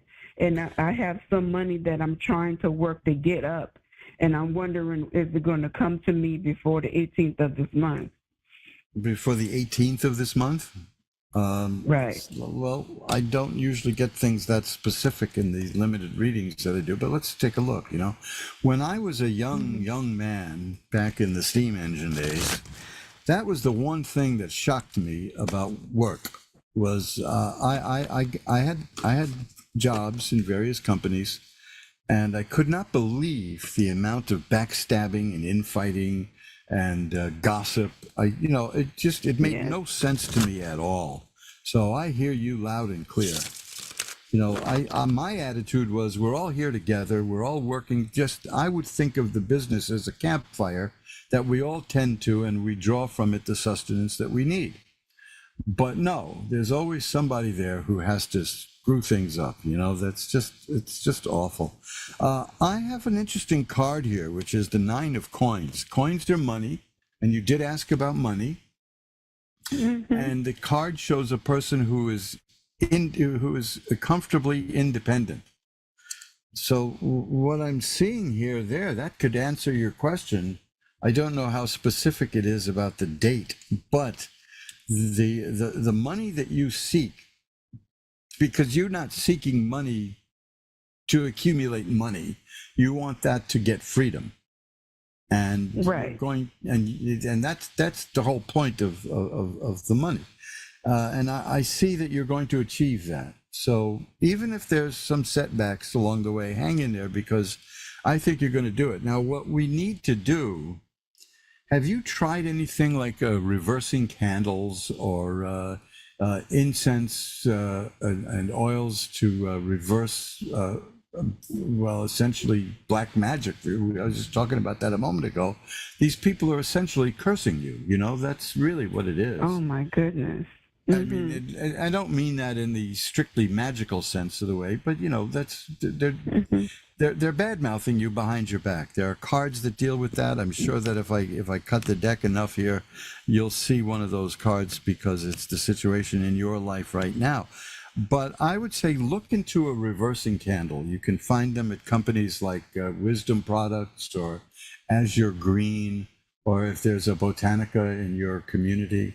It's a half red and half black candle, and it will send the energy. It'll send negative energy back to the people who are sending it to you, and that'll keep them too busy with their own problems to mess with you. And I'm a big believer in sending. I'm not talking about hurting them. I'm talking about giving them back what's theirs. Mm-hmm. I'm sure you know. Is there anything else I can use besides candles? Because where I live, I can't burn anything inside. Is that something I can burn outside, or does it have to be in my home? No, there are things you can. Yes, you can do it outside. There are things that you can do. If there are specific people that who are doing these things to you, and here I'm going to talk about a certain magical remedy. You can get, those little compacts that they sell, when we had dollar stores, right? And you open the little compact up and it's 2 mirrors inside, Right. Okay, you can write down the name of the people who are making your life difficult, stick it in there between the 2 mirrors, close that sucker up, and stick it in your freezer. And that'll keep them struggling among themselves. See, that's the theory behind that. Okay. Now, the other thing you can do, I have a book I always keep here when I do these, Power of the Psalms. Now, let's just see what you can do. Because I haven't looked through this in a while, but there are things. You see, the Book of Psalms is a magical book. And what you want to do is find something that will, let's say, give these people a lesson in proper behavior. Should we put it that way? Okay. Let's see. Here you go. This is Psalm number 44. Let's see. Let's see what you can do with Psalm number. Naturally, I opened the book to 45, right? Psalm 44. You can use Psalm 44 for deliverance from an unjust situation, and that's what you're going through, right? It's not justice. These people are attacking you. It says here. Now, this is a very short psalm. It's 26 lines. Justice is sure to come to the one who prays this with warmth and sincerity. It's also good in court cases, they say, but you can recite this, or you can copy it on a piece of paper and stick it in your shoe when you confront these people. See, this is the old style magical work. But look at Psalm 44, okay, and see if that resonates with you, if that feels right for you, because you can send me an email and I can find something else for you if you want to try other things. My email is asktarot@earthlink.net, and that goes for anybody listening. You can always drop me a line at asktarot@earthlink.net, and I'll be happy to help you out, because there's an awful lot of negativity in the world, and there are some people who just live for it, and I live for eradicating it. How's that? Right. Yes. So let's see what we can do, okay? Okay. Thank you. Okay, and so if you can't burn a candle, do that thing I told you with a mirrored compact, or at the very least with Psalm number 44. And drop me a line, and I'll get you some other things to do too, okay? Okay. Thank you. Have a blessed day. Or night, actually. It's over tomorrow. Thank you. Bye-bye now. Okay. Bye-bye. And you're listening again to Reverend Elliot's Magical Window. And you see, these things, boy, this really, I was in my early 20s, and I'm all set to go out and conquer the world. And I've got a nice paying job. Brother was at a nice paying job. And I was living well, and then these people, they set about forming little cliques in the companies, and they try to destroy you, and they do it just for the fun of it. And that's I can't do that. I just can't get into that. Positive energy is the way to go for everything. It's the way to go, is positive energy. Alexandria in Salt Lake City, Utah is next. Hi, you're on with Reverend Elliot. Hi, good evening. Good evening. How are you tonight? Very well, thank you. And yourself? I'm doing great. What can I look at for you? My big question is love. I think that's really what I'm leaning towards this evening. Love? Okay. Yes. Companionship. Do you see if there's anything coming your way? You want to take a look at that? Yes. Or if the person that I am seeing, if it's something that's continuing down the path, or is it time for me to go down on my own path? Okay. Well, I usually find that when people ask that, they kind of know what the answer is, but you know what I mean. You just you want to see another opinion, right? So let's see what the cards have to say.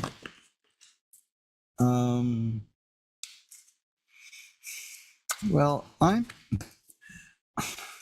getting I'm getting indications that this is that you're the one doing work to maintain this relationship. Is that the way it is? I would say that's pretty accurate.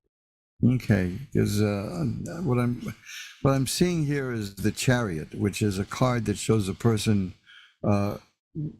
on a chariot that has two horses. Actually, they're sphinxes, but this is all metaphysical stuff, And one is black and one is white, and one wants to go this way and the other wants to go that way, and you're the driver and you're trying to keep it focused.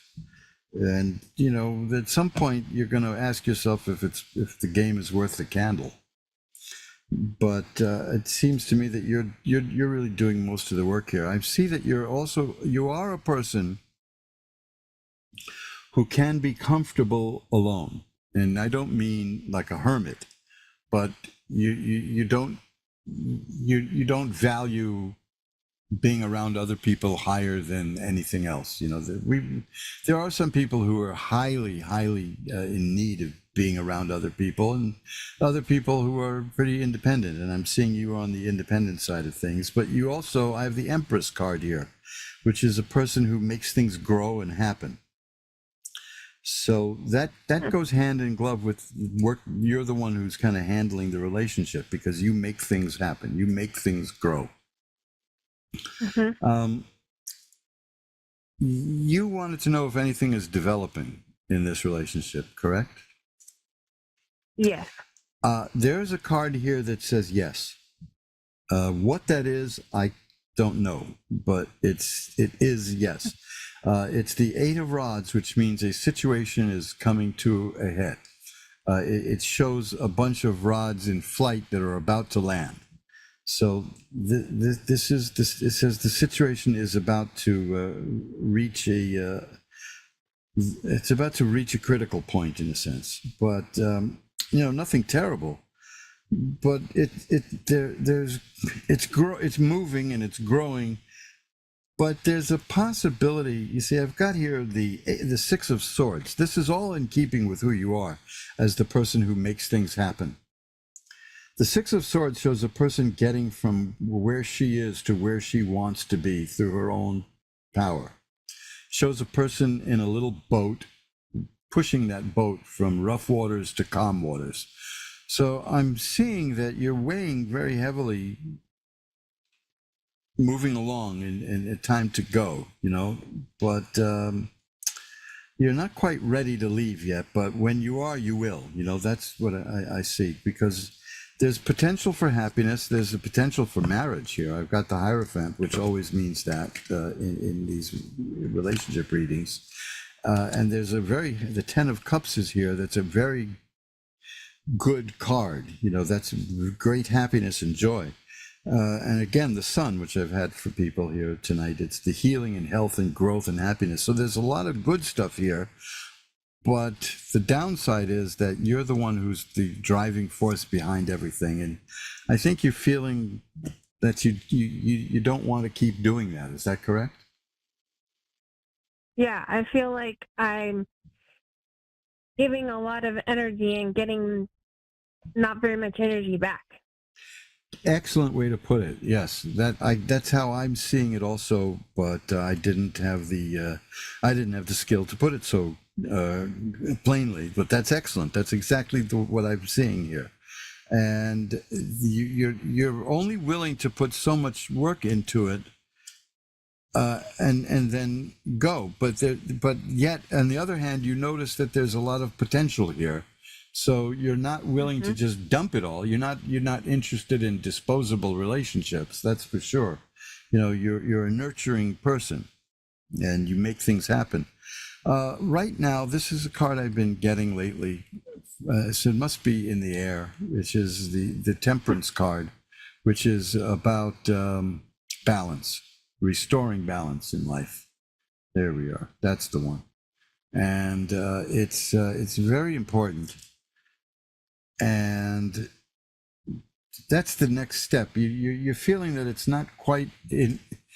You're not feeling the balance in this relationship, and you want it more in tune with balance and what you want. So that's. Mm-hmm.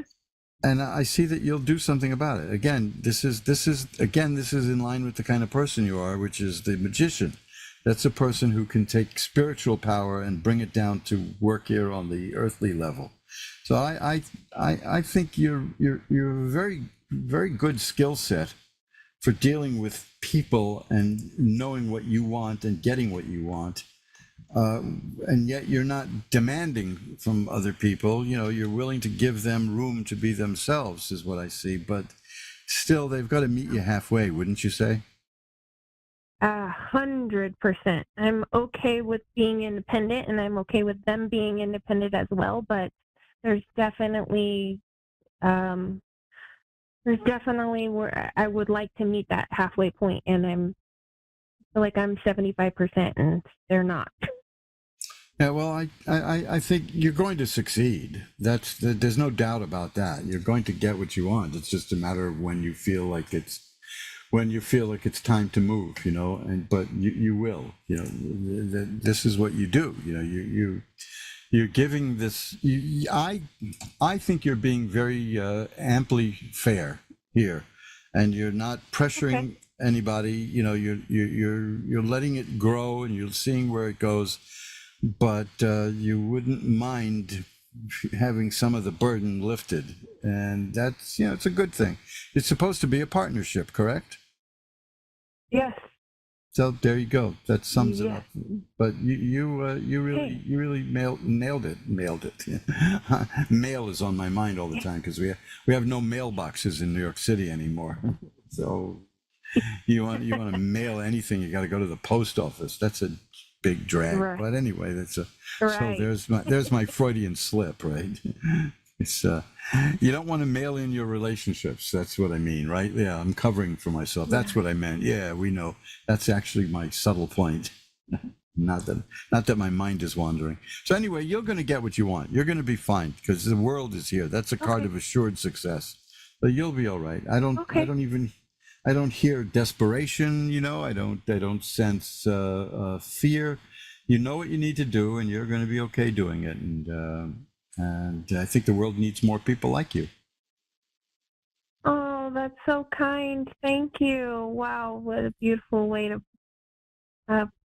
give me that message. I appreciate that. Yeah, my pleasure. Thanks for calling. It's been a delight speaking Thank you. to Have a great evening. Thank you. Thank you. Bye-bye now. Bye. And let's shuffle them up, see if we can get a call or two in again. See if there's anyone else. Because, relationships are a very odd thing, I want to tell you a funny story about a relationship because this was in my younger days, and I had, I don't talk too much about these days, but I was in a romantic situation with a young lady, and we were a well-known little couple, and and I was making good money, and I decided to indulge her every whim, and she felt that she was about 20 pounds overweight, so I said, no problem. I sent her somewhere where she could lose the weight. She didn't like the fact that her teeth were a bit crooked, so I said, no problem. I'll get you braces to kind of go behind the teeth, so nobody will see that you're wearing braces. This is the kind of sucker I was, right? But I like doing things for people, and she wanted green eyes. So this was in the 70s. So I took her to a place and had hard contacts made that were green. And then she had nice dark brown hair. She wanted to be blonde. So I sent her to the top colorist in New York. And this was in the mid 70s. That cost like $500. And she came out. People thought she was really blonde, And one day, she said she was going to be leaving me. And I said, well, why? I thought I'm entitled to an answer. But she said, you're not the person you were when we met. And I just started laughing. I said, look at you. You're thinner. You got blonde hair. You got green eyes. You got straight teeth. Jeepers creepers. Who are you? I don't even recognize you. So that's life, that's life throws those curves at us. It's kind of funny. And, it was kind of, looking back as an old man now, it's kind of amusing actually, but to me anyway, you're not the man I married. No kidding. Look at you, lady. So anyway, married, that was the joke. We weren't really married, but we might as well have been. So that's that's my my dallying in romance, which usually ended up with me on the floor. That's I ought to write a book, right? Kelly in Naples, Florida is next. You're on with Reverend Elliot. Hi, Kelly. Hello. Hi. How are you tonight? I'm doing great. Thanks for asking. Well, let's see what we can do maybe to even make that better. What can I look at for you? I don't know. Just maybe a general reading. Okay. Let's just shuffle them up a bit. Nothing like humid cards in July. We're going to have to wash these. Or buy new ones, I suppose. I bought a new set of cards, and then I didn't remember which one was the older one. So that didn't do me much good. Are you looking for a new kind of work or new career move? Kind of, yes. I just actually talked to a friend about getting a job at her work tonight. Oh, excellent! Because that's what I see here, which is I love these cards. You know, they just really get right to the point. It's the Ace of Rods. Rods are about work and career, and aces are beginnings for obvious reasons. And this is, and then well, the next card is the Two of Cups, and that is about something that comes about through a friend. So there you go, right? This is exactly what you just said. So I'm seeing that there's a possibility there of new work happening. There's the Page of Coins here. That is about money coming in, getting a new income stream. So it looks like it's going to be good for you. See, here's the Wheel of Fortune. Things are going to be changing. The Wheel of Fortune is a funny card because I tell people I see changes coming in your life, and the first thing they feel is relief, and then they say, wait a minute, is it going to be good or bad? And of course, it's going to be good in your case because it's the World is the next card. I've learned over the years of reading not to tell anybody about the Wheel of Fortune until I know what the next card is already. And the World is a card of assured success, and it's just all good stuff. I'm seeing good things coming your way through the possibility of a new career move. Okay, that's the main thing I'm seeing right now. Thank you so much. So that's pretty good. That's amazing. Thank you. Yeah. Did you just speak today about this? Yeah, literally tonight, like 4 hours ago. Well, that's fascinating. That's amazing. I've been doing this since the 80s, and I don't ever take it for granted. These cards are something else. So is there anything else you want to look at as long as we knock that out of the park right away? Maybe anything like in my love life or... Yes, there you go. You know, now this again, there's the Ace of Cups. Cups are about emotions and love and romance, and the aces are beginnings. So absolutely, that means something new is coming. Now, did you just get out of a relationship recently? No, I have not. I've been single for a long time. Okay, because this is an interesting card. It's the Eight of Cups, and it shows a person walking away from presumably things in her life that are not working and walking towards things that are working better. So it's a card of improvement, and it's a card of doing things for yourself to make it better. I just asked about that because the two cards, the Ace of Cups and the Eight of Cups, if they link up a story, it might mean that you just ended a relationship. But no, that's see, this is such an interpretive art that we have to ask questions. One of the reasons I'm leery about asking questions is because it looks like we're trying to fish around for the answers. But I think you know how it works. But you are trying to improve yourself. I understand it. That's the main thing. Yeah, I understand it because I've been sober for 4 years and I've been on this like self-discovery journey. So that makes sense to me.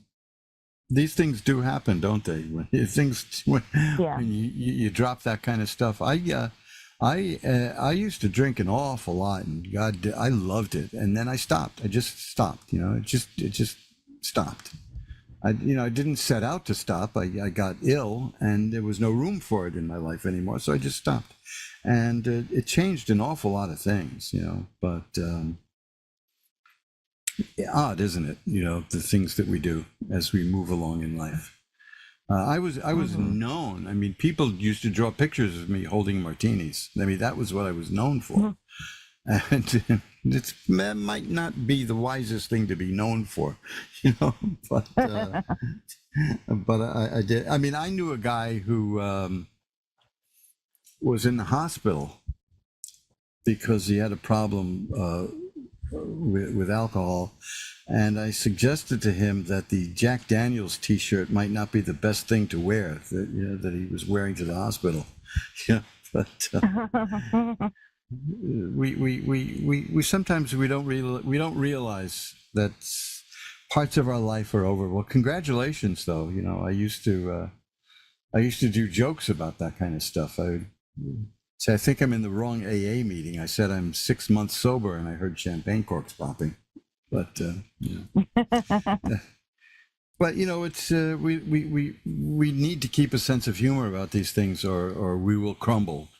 But congratulations. How's the discovery coming? You're finding a lot of things out, aren't you? Yeah, I am. I feel like the universe is always talking to me and giving me signs and stuff. I've become That's a a lot fact. more open to things. Yeah, that is actually a fact. I mean, this is, these are the kind of people who people say, well, that guy's just lucky. Well, no, that person's in tune with the system, and you know what I mean. The answers are there. It's when we try to fight them that we run into problems, and we certainly don't want to do that, do we? No. So I mean, congratulations, and if the time changes when that changes also. The actual sense of time becomes different, and we learn new things. I mean, I didn't realize I had stopped consuming alcohol until I had long since stopped, and I realized, hey, wait a minute, I haven't done that in a while. It was very funny, because it's not the kind of thing I set out to want to stop, but I stopped. It just ended. It just that part of my life ended, and a new one is beginning. So there you go, and congratulations, being in tune with the universe, because I like to say at the end of the show, usually who we are is the universe's gift to us, and what we become is our gift back to the universe. And I think it's incumbent upon us to grow and change and become the best we can. And I don't mean like I'm number one and I'm going to win. I'm talking about really being the best person that we can be, and these things happen. Life happens despite our best efforts sometimes, and it can be very good. It can be really, really good. And if you look at my website at magic-works.com, there's a thing there that's labeled a miracle, which is about the time a pigeon saved my life. I told the story here on Ask One. I told it on Ask One Radio, and then I lifted that audio and I put it on my website. But a pigeon, literally here in New York City, a flying rat, as Woody Allen used to call them, saved my life. Now, you got to be open to these things, right? Right. What's the website again, so I can write it down? I'd like to hear it. Is magic-works, WORKS, magic-works.com. Okay, great. Thank you. And it's, I think it's called a coincidence or a miracle or something like that. I will put a link to this at my Twitter page later today, because, I must have, oh gosh, maybe a dozen followers. I maintain a very low profile. I'm not a social media fan. I'd never liked social media, only because I mean, I know enough people to argue with. Why do I want to argue with strangers? So I think that's the truth. Yeah. So there you go. Well, I've got to get out of here. I've only got a couple of minutes left, and I've enjoyed speaking to you. Thank you so much. I really enjoyed this. Bye-bye now. And folks, that's it. I've got like a minute and a half, 2 minutes, maybe tops, not even. So 2 minutes. There you go. See? And I will be reminding you again that you can find out more about what I do at magic-works.com. There's a contact form there if you want to get in touch with me. I'd be more than happy to communicate with you. I don't charge for that. I'm not one of those people who keeps the clock, the meter running on everything. It's not worth it. It's just money, Now, if you don't have money, of course, then money is worth it. But hey, what can I tell you? See, to me, I'm a very chatty person, shall we say, and I've been in hibernation for a year or so, and I'm glad to be back. And hey, that's it. So go to mojoacademy.org. You'll find links there to all my books and links to the new eBay page. I'm really excited about moving my products to eBay because it allows you to offer lower prices than I charge. Rip me off, tear up my account, tear up my bank account, destroy me. But I'm gonna, as soon as we're done, I'm gonna go put up this book, this one, the Kabbalah of Numbers, and we will get together and maybe we'll talk about it next week. And that's the way life goes. Well, I'm out of here in 20 seconds, so I want to say thank you for joining me and welcoming you into your home. And remember, time flies. It's up to you to be the navigator. Bye-bye now.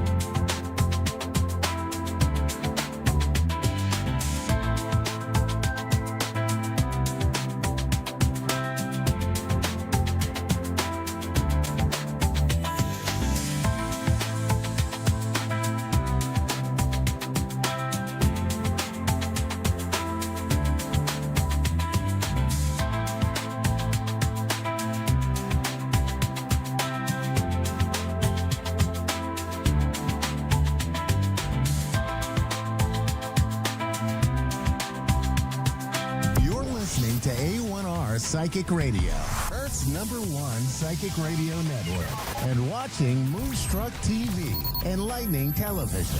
Welcome. Time for the Mini Medium with Stephanie Cowan. Live from tarotwithsteph.net. Connect direct. In North America, dial 888-454-2751. In London, 20-3519-2158. In Sydney, dial 02-8488-3147. Or online, contact us through our Facebook page, facebook.com/psychic radio. Or one of our websites, askoneradio.com or moonstruck.tv. This is the Mini Media on A1R, the Ask One Radio Network. All right. Hi, guys. Welcome. Happy Wednesday. Happy Crazy Hump Day. This is your Mini Medium on the A1R Psychic Radio and the beautiful Moonstruck TV. I hope you all are having a beautiful Wednesday, chaotic day, as I feel like I have. It's been a lot going on here in Utah.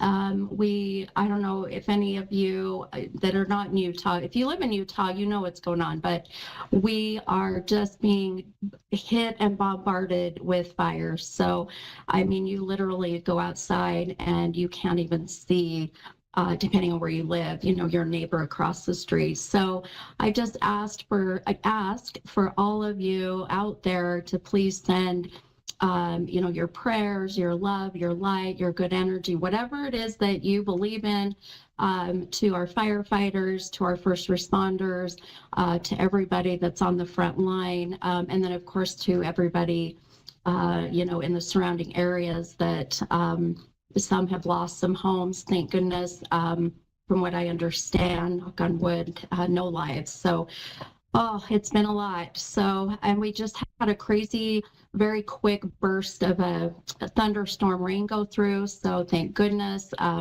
just a little bit, everything helps. So it's been a crazy day and a crazy week, but I am here and I'm so excited for what comes today. Lots of beautiful energy, even with the chaos. I say that, life is a beautiful struggle, but you just have to embrace the chaos, and it's all about how you react and respond. And I'll tell you, I'm trying to react and respond in a positive way. So I'm happy to be here, though. So happy to be here. So we're going to, of course, we're going to be doing readings tonight, but I want to do an affirmation, as we always do. And I thought this one was kind of fun. Of course, I love doing these, they're called sweet ass or smart ass affirmations. They're hilarious. So, but they're also very motivational. I'm going to bleep out some of the some of the bad words, just so my beautiful, amazing producer doesn't have to worry about doing that himself. But I wanted to kind of throw out there first and foremost, the number I've been seeing all day today has been the number 16. So 1616. So this is where spirit comes in and just starts to give me messages, whether it's from the other side or whether it's spirit guides.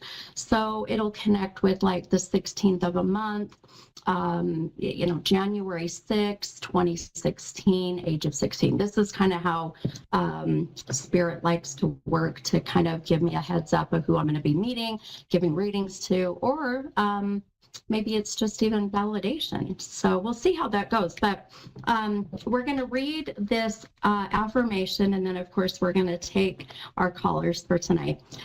This affirmation says, and I loved this because I'm such a fan of the Aurora Borealis. So if you guys know the beautiful lights that happen, and we here in Utah don't get it very often, but others, I think it's more what northern states get to experience the Aurora Borealis, and then of course Alaska. But this says, I am the Aurora Borealis. I light up the world with my glow. So the message says, Mama Earth is calling you.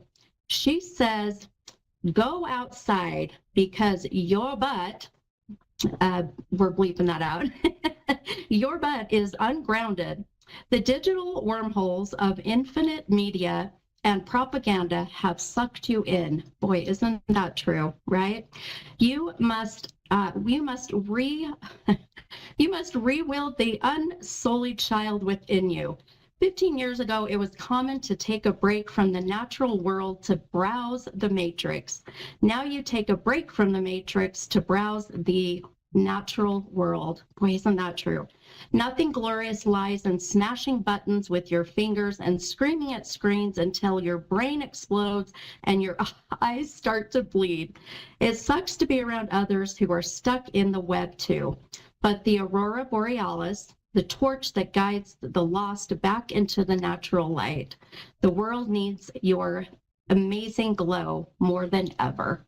So there you go, my friends. Get outside, get off your phones, go enjoy. Even as I said, ironically, here in Utah, it's a little icky outside, but, I'll tell you, I really quick kind of story, and this reminded me, we were at, I believe it was even a wedding or something, and there was all this beautiful, we were outside and all the beautiful nature and things beautiful around you. And I'm sitting there looking around, and there was majority of the guests sitting there deep into their phones, right? And so missing all of the moments that were happening around them, so put the phones down, enjoy and soak up everything that's around you, because you just never know when that will be gone, right? So I think it's a beautiful message, and it's kind of very sarcastic way. So, okay. All right, guys, we're going to go ahead and take our first caller, and I have got Meg from Wisconsin. Hi, Meg, this is Mini Medium. How are you? Hello, I'm okay, thank you. How are you? Oh, I'm not too bad, hon. Thank you for asking. How can I help you tonight? Mm-hmm. Well, I was wondering if you could either, whatever you pick up, if you could look into my money situation or with my boyfriend. So I've been having a really hard time lately, but those are the two.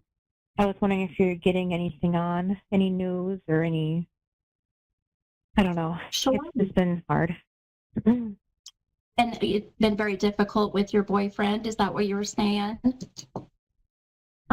With him, he said it was going great until we didn't have a very good weekend, and he asked for some time, and then it's just been kind of weird since then. We have seen each other since then, and we've have some good days.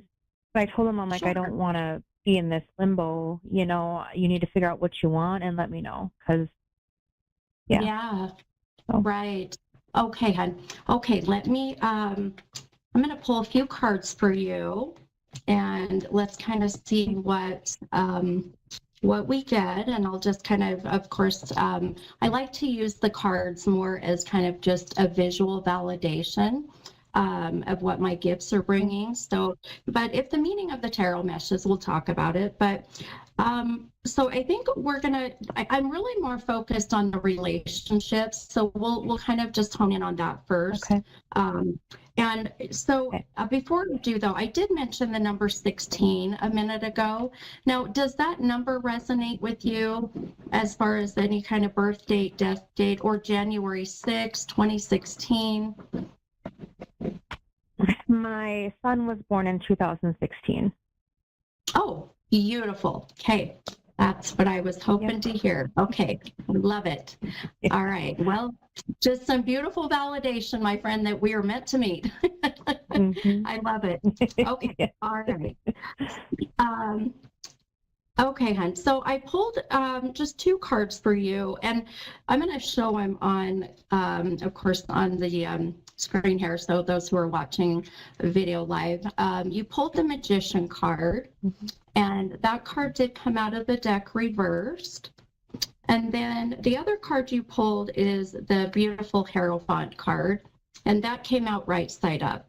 So you pulled two very strong, very major arcana is what we call it. So it really is kind of validating, in a sense, of how important, of course, this relationship is to you, how much this has affected you, you know, where things are at right now. Anytime cards come out of the deck reversed, such as that Magician card, it really is about what we call shadow work. It's really going to be kind of validating the work that you need to work on, or the work, you know, the work that you already know you need to work on. And it's the things that, you know, that stem from your past. So when I saw this come out for you, and then the Hierophant is all about connecting with your highest self. It's about finding your happiness, finding what I call your true north. So this really, for me, hon, without a doubt, is that you've lost yourself a little bit in this relationship, and he may be feeling that for himself as well. And so it's kind of where I said, when I heard you say he wanted to take a break, and personally, I have to get out of my Stephanie, you know, brain and get into my mini medium brain. And because my Stephanie brain would be doing the same thing as you and being like, well, why do you need a break? But then my, you know, intuitive side is going, well, there's more to this, right? So right, yeah. I just feel, you know, I'm not a fan of quote unquote breaks. I just, that's a personal thing for me. I think that it should be, let's sit down and let's have, I call it the come to Jesus talk, you know, let's figure this out. So I feel like during this time that he is wanting this break, I want you to really take some time to find you, hon, because I feel like you've lost that magic, and that's why the Magician card came out upside down as well, just validating that. And I really feel like picking up on you. Oh, go ahead, hon. We have had some talks. We have had some talks about a lot of things, and I mean, it's been a while. This has been going on, and I have redirected my focus on me as he took, because I know he needs that time. But we have had some good talks. I am waiting, though. I'm not going to push him. I'm not going to ask. But I am waiting for him to open up and actually talk to me. But he did talk to me and address the things that I wanted to talk about, and then some a little bit. So those conversations have started. Good. Yeah. Good. Well, and I really do feel like, if anything, that's going to help bring down some of his walls that I feel like, you know, he's got a lot of work to do, as I feel like many of us do. But the one thing I really can't kind of what's the word I'm looking for, dismiss, I guess, is the fact that I picked up on your son's, year of birth. And that right there is a sign to me of just you really focusing on how an amazing mom you are, spending time with him more, regardless of how old he is, it's just these signs of like, okay, this break is going to help me to build that relationship with my son more. I'm going to find myself. And then I really feel, I know it's a cliche saying, but if it's meant to be, it'll be, right? And for him, this break, I feel there's something that has just really hit him in the last 6 months that I feel he is just struggling to process. So I don't know if you know what that is. Does that make sense? I could take a guess, and he's alluded to a few things, but I don't know for sure. So. Yeah. Okay. Do you know if he, and maybe you do, being that you guys have known each other a while, but do you know if he's really had some disconnect, or dad has passed, or there's disconnect with his dad? Yes. Him and his parents broke up or divorced, and his mom, he was a very unruly, very behavioral child, got kicked out of every school, and the mom couldn't take care of him because of her own mental health, so she said, Dad, you need to take him, and that dad was a severe alcoholic, wasn't there for him, seemed pretty abusive. He doesn't really talk about it. The one story he did open up about was his dad had a girlfriend. He lived with his grandparents because his dad was an alcoholic. And then he went to go and live with his girlfriend in Pennsylvania. And then his dad left him there for 3 months and never came back. So that's the stuff he has shared with me this far. I haven't, I just listen because it's really rare when he does share stuff like that. Yeah, I was just going to say, I feel like he's really very selective of what he shares because he's just not that kind of person. So, which is a beautiful sign that he's trusting you, and I just feel there's something going on with dad again. It just feels like it's something has come back up, and it really has triggered him a little bit. So just give him some time. I really feel, like I said, take some time for you, hon. Give it some time. I even feel like here, and I know we're almost close to the end of June, but by the end of this month, so here in the next week, you're going to see a shift coming. Now, we are going into Mercury retrograde, so just be very mindful that during that time, people go back in, they kind of go in their shells, or they explode, they just kind of just like a volcano. So just kind of give him his time, and I think you'll see things start to make sense. Okay. Okay. All right, my friend. Well, thank you for calling, hon. I appreciate it, and have a wonderful evening. And I'm wishing you so much good luck and love and light. Thank you. I appreciate it. Thank you for the reading. You're welcome, hon. Take care. Bye-bye. Thanks. All right, guys. Beautiful. We have time for another reading. And this is Kelly in Virginia. Hi, Kelly. This is Mini Medium. How are you? All right. How are you? Thank you so much for taking my call. Oh, my gosh. You're so welcome. How can I help you tonight? Yeah, I just, I'm still kind of lost on trying to find, a way to make it in this ever-changing, crazy world right now. And, I've got a lot of physical pain and I take care of my elderly mother, and it's a lot of stress. And I just want to try to find something to take care of my family more than I do now. And, kind of lost. Yeah.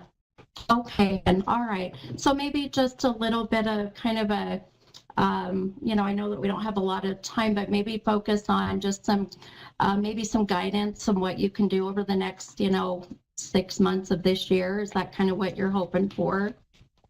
Yeah, just feeling kind of lost and confused as to what would really fit for me.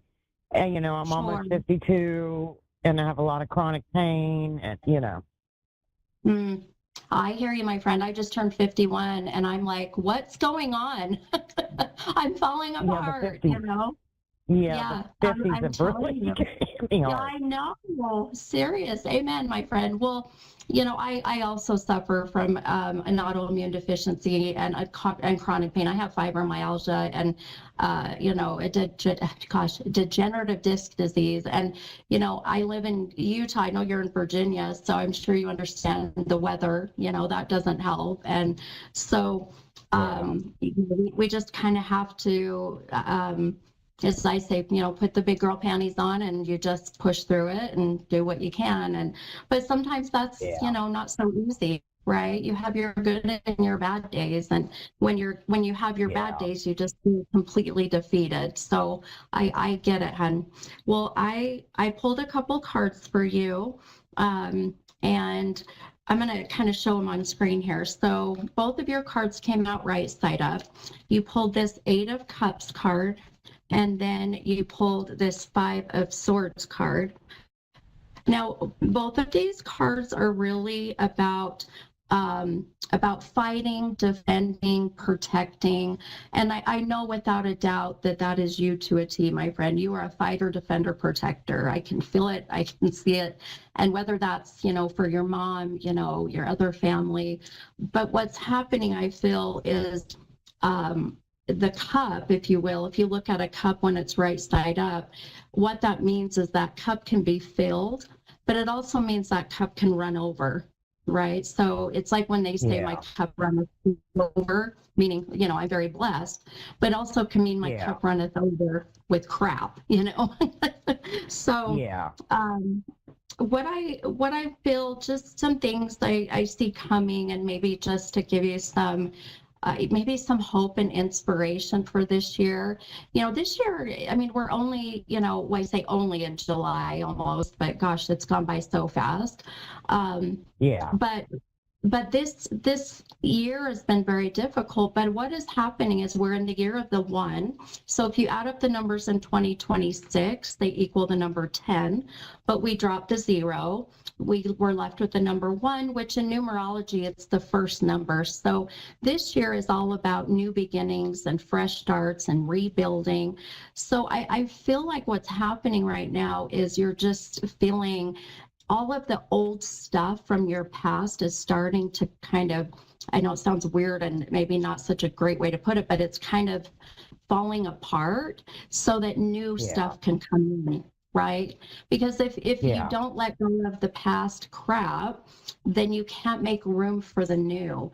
And one of the things, right? And one of the things I feel is happening is it's the energy, it's the mindset. It's like there's so much focus on the cup that's running over with crap, and the cup that's running over with goodness is being neglected, so it's kind of drying out. Does that make sense? Right. No, it's a weird way to put it. No, I get it. Yeah. Yeah. And then there's the 3rd cup, and that 3rd cup is you, my friend. And that's you filling up your cup. It's about the fact that you have neglected yourself, which is something that just we as women, and no offense to any of the men out there, but we're not built that way. We some of us do it to a fault, and we help others before we help ourselves. And so how do you connect with the month of August? I don't know why I just need to ask you that. So my mother's birthday. Perfect. Okay. Now, has your dad crossed over?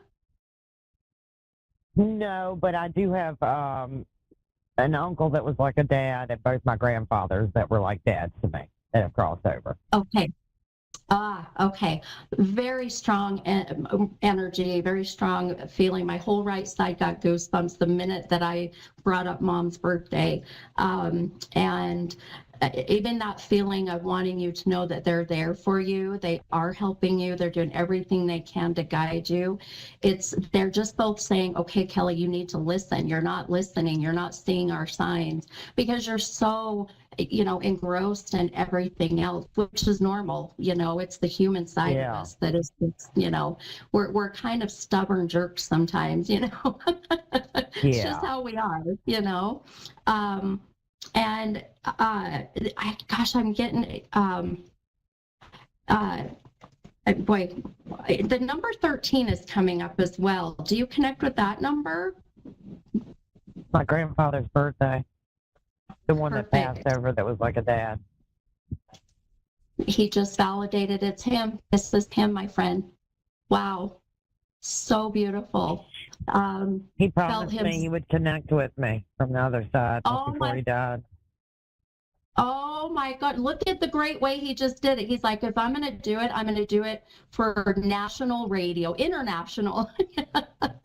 We're going to spread it out. Oh, Kelly, this is so good. Oh my gosh. Thank you. Oh, no, you're welcome. And I always say, I'm just the messenger. Your grandfather, you're right. He is such a very strong father figure. And there's such a feeling of him just worried about you. And I know you're dealing with all this chronic pain but I know stress can really, trigger that, and I know it's easier said than done. But please take some time. You have this very fire energy, but I also feel very earthy. Can I ask what your zodiac sign is? Yes, it's Aquarius, but I also have Scorpio, Pisces, and Sagittarius is my north node, which I seem to be leaning into now. That's exactly it. Yep, that Sagittarius. My youngest daughter's a Sag, and that fire, that's what I want you to focus on. It's really about you finding yourself again and going, I've gotten this far. I am an amazing woman. I'm, an incredible daughter. Yeah. And Grandpa comes in and he's like, you got this. It's just his way of just a subtle message in a sense. I mean, I think it's not so subtle, but he sure does. No. Amazing. It warms my heart to know that he's proud of me because I always wanted to make him proud. Absolutely, my friend. So proud of you. And I know that's something that when I do my readings, I tell all my clients, I'm an evidential medium. I want to give you more than just they're here with you, they love you. I want them to validate things that I would not know. And for him to bring up his birthday, your mom's birthday, it's beautiful. It's his way of just saying, I'm going to make sure it's me. Right? Yeah. Amazing. And also, there is such a feeling, I'm kind of doing my little scribbling here, but, and this is really coming from him. Well, I just heard, and I didn't catch it quite fast enough, I think, but I just heard a 2-syllable R name. Like Roger, Robert, Ronald, Richard. Does that ring a bell at all for you? There is, one of my uncles was Uncle Robert. Yes. Oh, okay, perfect. Okay, well, just maybe some validation of him being here. But I know that, I just got notice I got less than a minute to wrap up. But I hope this helped you, my friend. And just knowing that he's proud of you and you got this. You're so welcome, my friend. You guys are amazing. Thank you so much. Have a good night. Oh, well, thank you. Thanks, hon. You too. Take care. Bye-bye. All right, you guys, another beautiful night, another beautiful reading, 2 readings, and I can't wait to see you guys next week. Please take care and send all that good love and light and protection and some rain to Utah. How's that? We'll see you next week. Bye, guys. You're listening listening to A1R Psychic Radio, Earth's #1 psychic radio network, and watching Moonstruck TV, enlightening television. Welcome. Time for Understanding Spirit with Mary Shapano. Live from MaryVCircles.com. Connect direct. In North America, dial 888-454-2751. In London, 20-3519-2158. In Sydney, dial 02-8488-3147. Or online, contact us through our Facebook page, facebook.com/psychic radio. Or one of our websites, askoneradio.com or moonstruck.tv. This is Understanding Spirit on A1R, the Ask One Radio Network. Hello, everybody. I hope you're all doing really well and having a great week. Welcome to Understanding Spirit. I'm your host, Mary. Let's jump right into the 3-card pull for today. If you have watched the show before, you know to just tune into whether you feel drawn to card 1, 2, or 3. If it's your first time watching, welcome. And all you need to do is just see which number you gravitate to, and I will give you a message for the collective. It's up to you to try to place the information in your life and where it best suits you. It can also be a message for somebody that you know, so feel free to pass that along. Sometimes we're just the messenger for somebody else, and you're just meant to hear it. If it doesn't make sense for you today, it could make sense for you in the future. Okay, so if you have been drawn to card 1, it is this one here, which is Mirror. With this card, when I drew it, I could hear, mirror, mirror on the wall, who's the fairest of them all? And, Spirit are asking you with this card to, see the beauty in yourself, to see that you are worthy of having like romance and feelings. I feel like this is quite possible for a lot of you, that this has to do with a new relationship or something that you want, with a new partner, and just allow it to sort of like unfold. Don't be held back by any trauma or any memories of past relationship. Don't focus on stuff and have an unhealthy obsession with other people's opinions of you. Remember, that's just somebody else's opinion. It doesn't make it the truth, okay? So just see yourself for who you are and how beautiful you are on the inside and the outside, and just let go of all the other stuff, and just allow whatever happens to bloom in your life. Okay, all right, if you have been drawn to card 2, it is this one, which is Doorways. Okay, I feel with this one, you may have been, it does have like closed doors there and one opening up, and I feel like you need to work on some whether it's personal issues or business issues. You need to do some soul searching in order for this door to open up, and the door could even be open, but you're reluctant to go through it. You may be feeling like you're doing the same stuff every day and just kind of getting nowhere, but Spirit is saying just kind of declutter all those negative things in your mind, the things that are holding you back. All right, make room for new beginnings, make room for new ideas, make room for more courage for you to walk through these stores instead of allowing others or even yourself to hold you back. Okay, if you have been drawn to card 3, it is this one, which says Seedlings on it.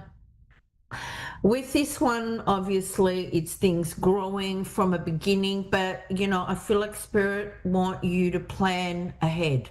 Plan for rainy days. This could be for money. It could be like a plan B for something in your life. They're also saying adapt, have foresight of where changes might come. Invest if you're looking at that. I'm also getting like stalker vibes with this. So I feel like like somebody is maybe watching some people and they could be getting a little obsession with you. So if you're on a platform like Instagram or Facebook and somebody's watching you in a positive way, that's fine. But if it's a negative and it's just like a friend or work colleague or whatever, just kind of like keep that in mind. And Spirit are also saying move on and create new beginnings, okay? Don't sit in unhealthy patterns and start healthy beginnings and healthy new patterns for your life. Okay, I've got Jacqueline on the line. Hello, Jacqueline. Yes, can you hear me? I can hear you very well. Can you hear me? Okay. Yes, but I have a cover on my phone, so I have to speak directly into it. So you're a little. Okay. You're not loud. Oh, okay. I can speak louder. Would you like that? Okay, sounds good. Yes. Most people complain I'm too loud when I speak, so I will just let my voice run free now. Okay. How can I help you, Jacqueline? Okay. What do you see in store for me in the next few months? Okay. Just give me a sec. I feel like in the past, I feel like you might have felt kind of like deflated or feeling defeated. I feel like you have really good intuition, but I don't feel like you've always like connected with that. I do feel like whatever you want for yourself, you can have it, but I just don't feel like you value yourself enough to believe that it's going to happen. But Spirit is showing me the Star card in my third eye, and it's like believing that you can do whatever you want. Have hope for yourself, all right, and be creative about your life. They're saying be honest about what you want. Clear communication will get you the best results. I do feel like you might be feeling maybe trapped. I am getting a feeling of conflict, whether it's a conflict with yourself, but I do feel like you might feel at the moment that you're a little bit restricted in and feeling like your hands are sort of like tied behind your back. I don't know if that's the best way to describe it, but Spirit is saying, you know,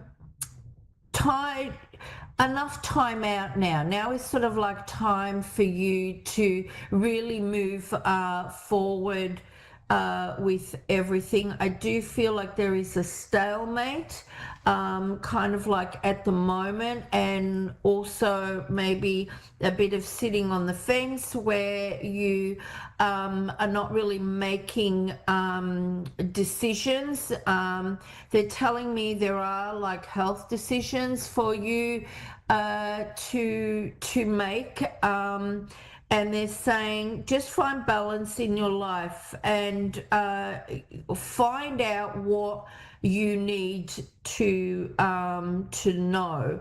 Are you having any health issues at the moment that you're aware of?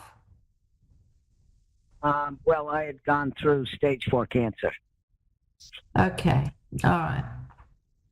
Because I did feel like there's a collaboration here that needs to, to take place, and, like teamwork.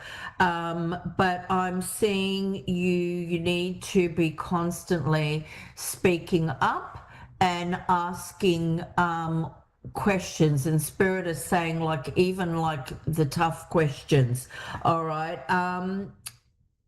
I can see like a lot of anxiety around with this. Spirit is saying, like focus on your home, your family, any successes that you want for yourself. They're showing me like a higher learning and a higher belief system for you, like like focusing more on asking spirit for help, asking spirit for guidance, like handing yourself over to that, handing your health over to that. And that is not to say that you don't get medical advice, because obviously that's something that you need, but we live in a physical world, but we also have a spiritual life that we're adapting into this life as well. So they're saying, just understand your beliefs and your values and your morals as you're moving forward. They're also saying you need to kind of like shake things off, that you're hanging on to as well. Does that make sense? Yes, makes sense. And I'm in remission now for a while, so I did have stage 4 cancer. Okay, congratulations. That's really good news. I'm so happy for you, genuinely. All right.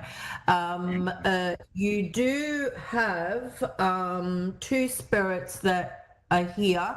Would you like to get messages from them? Yes, please. Okay. All right. The first one that came through was a woman.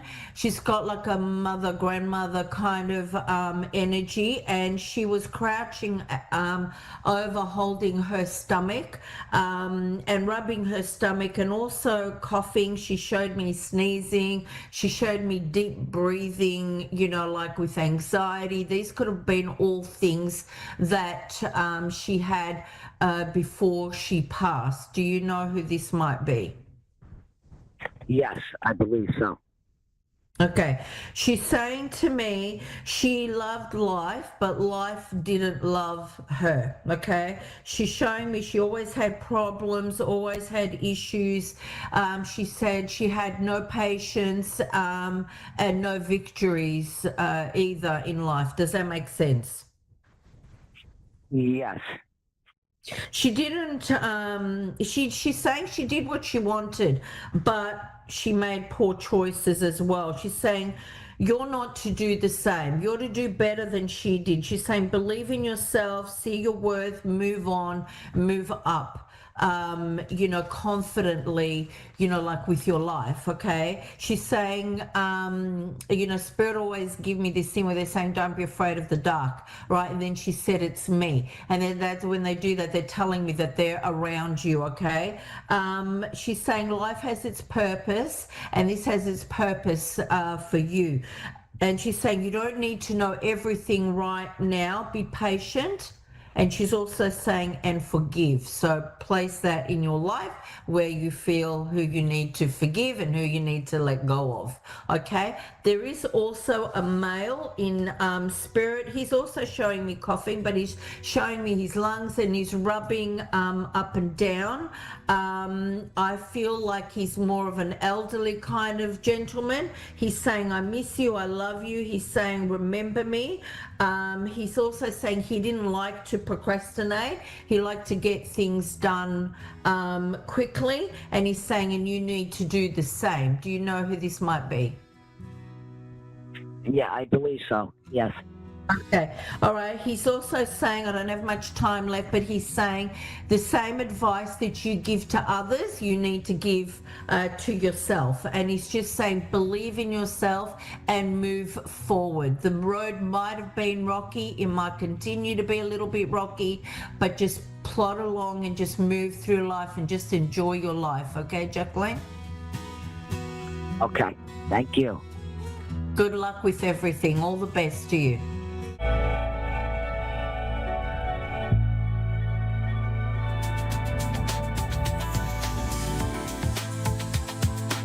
You're listening to A1R Psychic Radio, Earth's #1 psychic radio network, and watching Moonstruck TV and Lightning Television. Welcome. And now, Reverend Elliot's Magical Window with Reverend Elliot.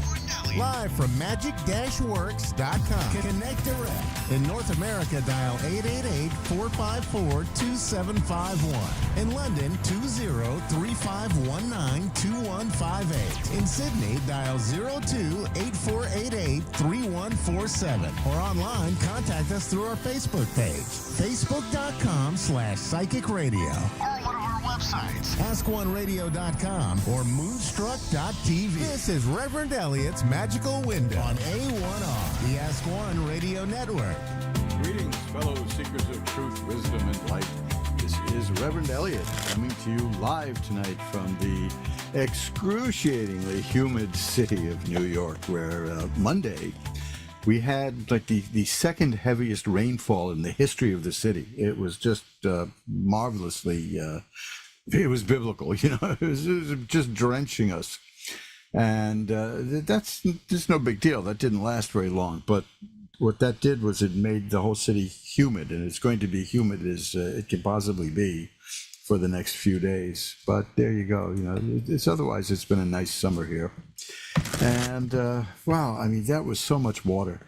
The nice thing is, though, that it stayed outside where it belonged. I mean, we have a history in this building which dates back to the 1800s of when heavy rains come, they don't stay out. It's like the rain wants to come in and keep me company, and it's really it can be very bad. I mean, we used to have to constantly mop up the floor, and well, at least we kept the place clean. But man, it was bad. That hasn't happened in I'd say about 5 years. So that's good. Things are improving. That's very good. Well, we're back again. I think, what is this now? 3 weeks in a row. I mean, I'm setting a record. My throat's a little raspy, and that's I was coughing a lot. That was it was part of the humidity, I suppose, but it gets me right in the throat there. So I'll let you guys do most of the talking for a change, because it's about you anyway. I mean, this is set up for you to call and for you to talk and for me to listen and look at the cards and see what's going on. But hey, you know, I do tend to get very chatty because I really like doing this. I've grown to the point where when I miss doing the show, when I have to skip a show, which has happened way too often for my taste, it really bothers me, and I'm glad to be back. So let's see, what's new here in my life? Nothing in particular. I mean, really nothing at all. I'm just settling down to being an old retired person. This is very strange to me because all my life I've been a young retired person. I have to be honest and say I was never excruciatingly, that's the second excruci today, isn't it? I was never very hardworking in that sense. I believed in easy does it every time. And although, I never missed a deadline, ran a newspaper for 20 years, never missed a deadline with that. Never missed a deadline with a screenplay. Never, I just enjoyed doing the work, and now I'm pretty much on my own these days. I mean, there's nothing to do.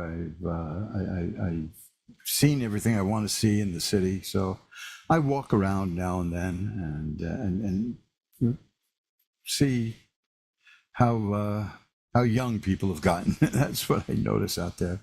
But that's that's pretty much what I do. And aside from this, I've been moving my store over to eBay, and I am really proud of all the work I did. I moved one book over in the past week. I've been so lethargic. I've been so out of it. That's what the weather does to me. It just makes me want to sleep. And let me tell you, I can be a world champion sleeper. I love sleeping. I hate waking up. I just don't like it at all. And there's a lot I need to do, and I'll do it. But I'm so glad that we could spend this time together again. I just wanted to mention before I get going, there's this book called The Power of the Psalms by Anna Riva, which I mentioned last week, apparently. And briefly, I just kind of alluded to it, but I had some requests about what was that book. So there it is. There are several interesting books on the Psalms. The Psalms are actually magical incantations, which you can use to deal with certain conditions in life, and they're made for that. They truly are. I had a moment of revelation, I guess that would be the appropriate word, when I was reading the book of the Bible, which is called in the Christian version Ecclesiastes, or in the Judeo version Kohelet. And I must have been about all of 16 at the time, and I decided to start reading these things. I have no idea why. I think I'd run out of Mickey Spillane books, but so I picked up the Bible, and I finally read it and got something. And this is what's important to what we do here. When I was reading "Vanity of Vanity, All is Vanities," how does the wise man die as the fool? I was reading that, and I thought, something like 4,000 years ago, some guy got depressed and wrote about it. And that's what that was. And then I could understand it. And then I started from there. Then I realized we're just reading about people. I didn't have much of a religious upbringing whatsoever, which is kind of odd considering the way I've ended up. But the thing is, what little I had it was beaten into me that these were divine things that were beyond us, and they're actually just things written about the human condition. The book of Job, for instance, is to me, it's remarkable. Also, Jonah. Everybody knows Jonah was swallowed by the whale, but they don't know why, which I find hilarious. It's because there's so many funny things in the Bible. The Lord appeared to Jonah and told him to go to a certain town and preach that they were all going to die unless they mended their ways. And he didn't want to do that. He just didn't want to do that. So he got aboard a boat and wanted to get out of there. And of course, you can't outrun these kind of troubles. And he got into really big troubles on the boat, and they threw him overboard, and he got swallowed by the whale, and they got spit out where he didn't want to go in the first place. He ended up where he was, and he decided, well, why not? So he said he just girded himself up to be treated like a lunatic, and he went into the town and he started preaching about repenting and all that, and they listened to him, and they thanked him, and they heeded everything he said, and that angered him because I went through all this trouble. I was so scared, and you people are being nice to me. So that, to me, that's just that. This is the human condition, because how many times in our lives have we gotten it together to do something we just didn't really want to do, and it turned out fine, and that's when I realized. And this goes back to the idea that tarot cards can tell you things about your life, because it breaks down the human condition, the cards. There's nothing new under the sun. Hey, that's also from Ecclesiastes. There's nothing new under the sun. Everything has happened before, it will happen again, and it's all a matter of learning and understanding, and there's some comfort, I think, I take into it, at least, knowing that people have that people have been suffering for thousands of years. I don't mean to be cheerful about it. It's not a rant subject, but it's something that's the human condition. Probably one of the most misunderstood phrases in Buddhism is that life is sorrow. What they really were saying was that in life, sorrow is inevitable. There's really no way to avoid sorrow.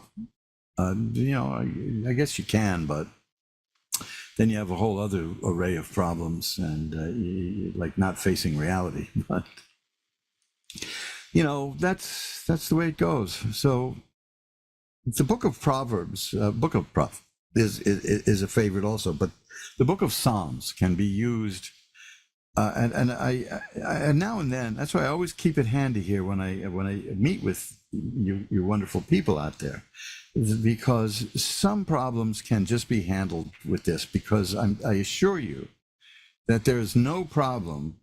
I mean, there's no problem that we are facing that hasn't been faced by people before us. Okay, well, how about nuclear annihilation? Well, you might want to ask the people about Sodom and Gomorrah about that one, because there's that had every appearance of a nuclear attack, that's for sure. So nothing new under the sun, and we reject the old ways at our peril. I think there's a reason that culture developed, and that the culture is there for us to use and profit from. That informed my whole book about shaving. Now that's a leap right there, and I know it's going to sound like I'm plugging a product, and that's probably because I'm plugging a product, but I do like to link back to the old days. And one of the things that I do, and since it's something that men are supposed to do, is shave. And a lot of men don't shave, and that's cool too. I mean, I had a beard for a while. I had a beard for a reason. Did you ever have a reason for a beard? I had been married. I've been married now for like 40 years.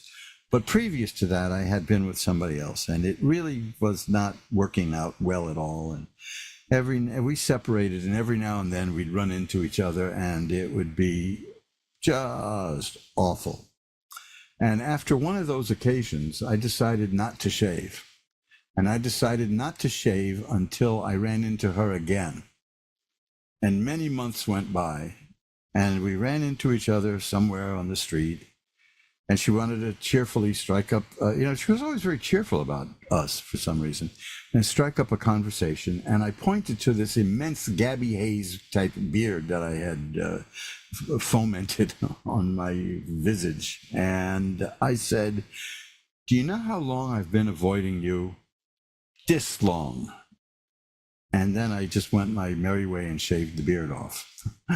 But I got into the idea of the old-fashioned way of shaving because it's a ritualistic thing. Now it's like the Japanese tea ritual, and yet I still will plop a tea bag into water.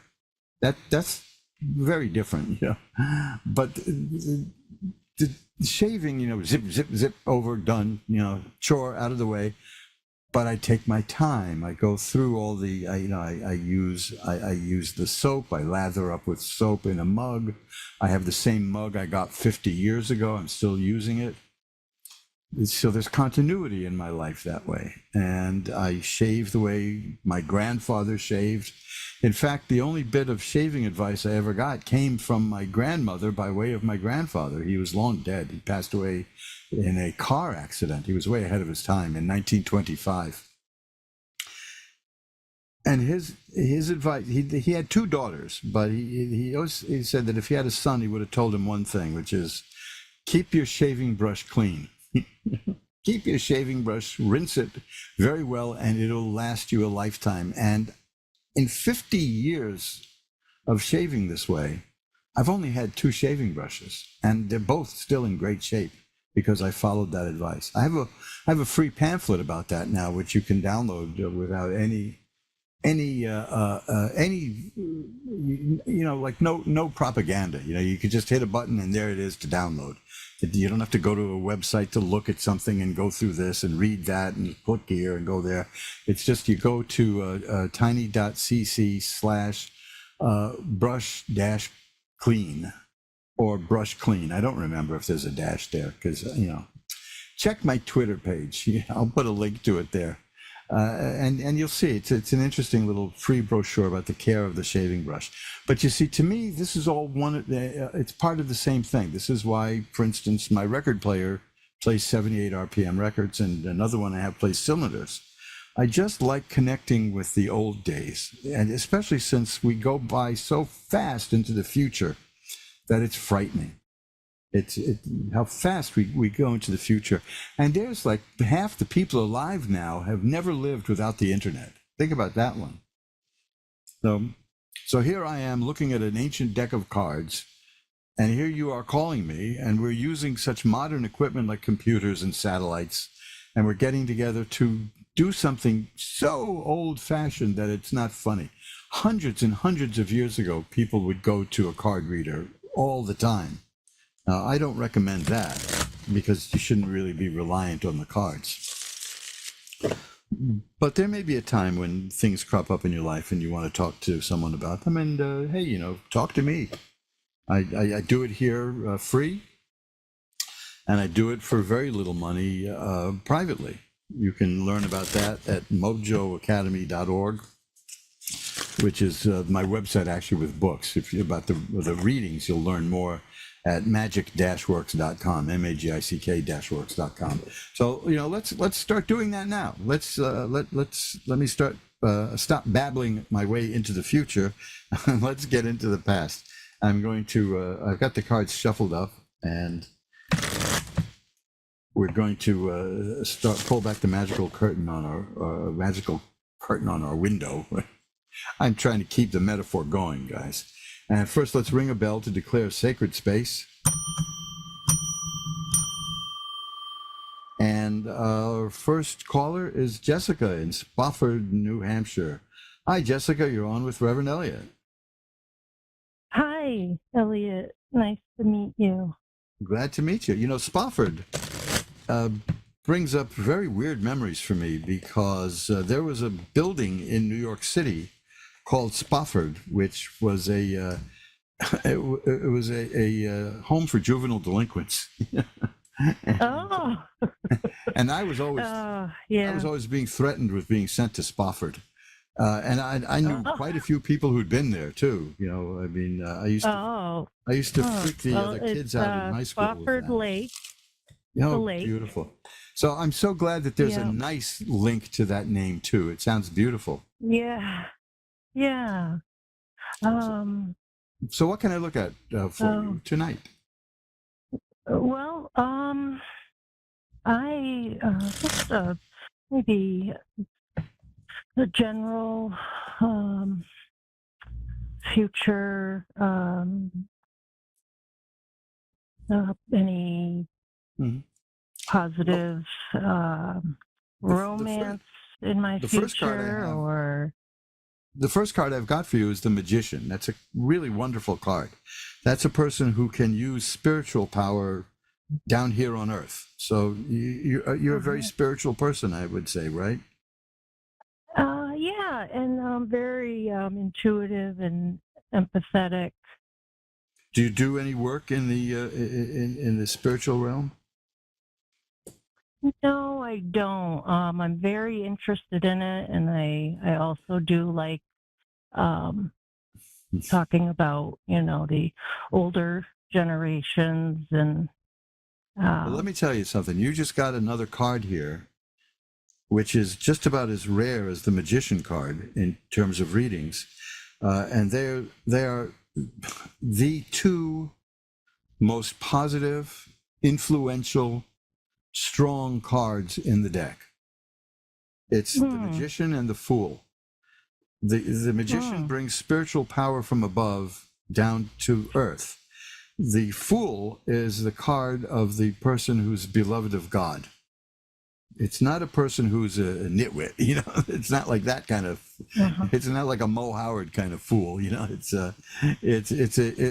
a person who has intuition, and the person is often pictured just walking off a cliff, knowing that nothing's going to happen. There was in Indiana Jones and the Last Crusade, they mimicked a scene from the Fool card, and the people who know tarot will recognize that. So you are at some point in your life, you're going to be working in the spiritual field. I can see it, because that's your calling. That's definitely your calling. And the next card I have is the Ace of Coins, which means that when you do, you'll be making money at it. A lot of people do it and don't make money at it, but you will. Yeah. Huh. Okay. And I haven't had, the greatest of luck finding a happy, safe partner. I am 41 and just didn't know if you see anything. Yes, I sure do. Let me tell you, I sure do. I got 4 cards here for you. 3 of them are major cards. The Ace of Coins is a minor card. But the one I just got while you were describing that is the Hierophant, which is a religious authority, a spiritual authority. But when the subject of relationship comes up, that means there's marriage in your future. So I think you're going to do all right. I've never been married before. Well, this shows that it's there. The next card, a major card again, is the Lovers. Now, I have 5 cards here. 4 of them are major cards. All of them are positive. All relate to what you're telling me because you are resonating with these cards. These cards are working at your behest. The Lovers, the Hierophant, the Fool, the Magician, these are these tell me that you're going to get what you want. I can't say that there's any indication that it's going to be very soon, but I can tell you this. I'm not surprised to see this card at all. This is another major card. So it's 1, 2, 3, 4, 5 major cards.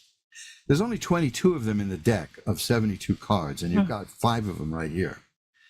And that is the Empress. Yeah. The Empress is a woman who makes things grow, who makes things happen, who creates things from anything from life to food to art to you name it, and that's the Empress. She's often shown, as in this card, with wheat because it's about growth. So now, in terms of I have been doing a lot of personal growth and education around, unhealthy relationships that I've had my fair share with, and I've learned some lessons. I can tell you that I'm right up there with you, in that regard. I'm reminded of the Woody Allen character in one of his movies who said when it came to relationships, he'd get the August Strindberg Award, which is an arcane literary joke, but it's Now, let me tell you what you have here. Yeah. 2 of Cups. 2 of Cups is the card that indicates the coming of a new relationship, an affair of the heart. The Cups are about emotion and romance, and the 2 is a new beginning with another person. The next card is the 9 of Rods, which is a card about somebody who has been through the mill, and that person is ready for this, is prepared. The person has learned. The person has a bandage on her head to symbolize having been hurt. So the next card is the 6 of Rods, which is about triumph. You're going to come through fine. Now, I'll give you one last card here because I don't think you need any more than this. This is another minor card. It's the 6 of Swords. This is what you told me you're doing. This is why I'm confident that you'll understand this card. The 6 of Swords is about getting from where you are in life to where you want to be through your own power. And that's what you're doing. Yeah. So you are definitely on the right track, and you are going to get what you want. I absolutely see that. There's also the Page of Cups. That means that's the potential for a romance in life. So you see, the cards are very clear for you. You put in the work to get. It's time for your reward. That's what I'm seeing here. Right. That's the Triumph card, and I see it coming. This is probably the most positive reading I ever got for anybody ever. Oh, Well, that's nice to hear. One quick question. Sure. Does anything come through regarding my ex-partner of 11, 12 years? We have an 8-year-old daughter. Well, I did have a card that I didn't see where it fit in, but it's.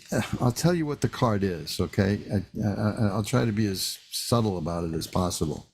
It's about a person who's not trustworthy. It's about a person who has a tendency to sneak around, and is a person who gossips. Does that sound like the person you're talking about?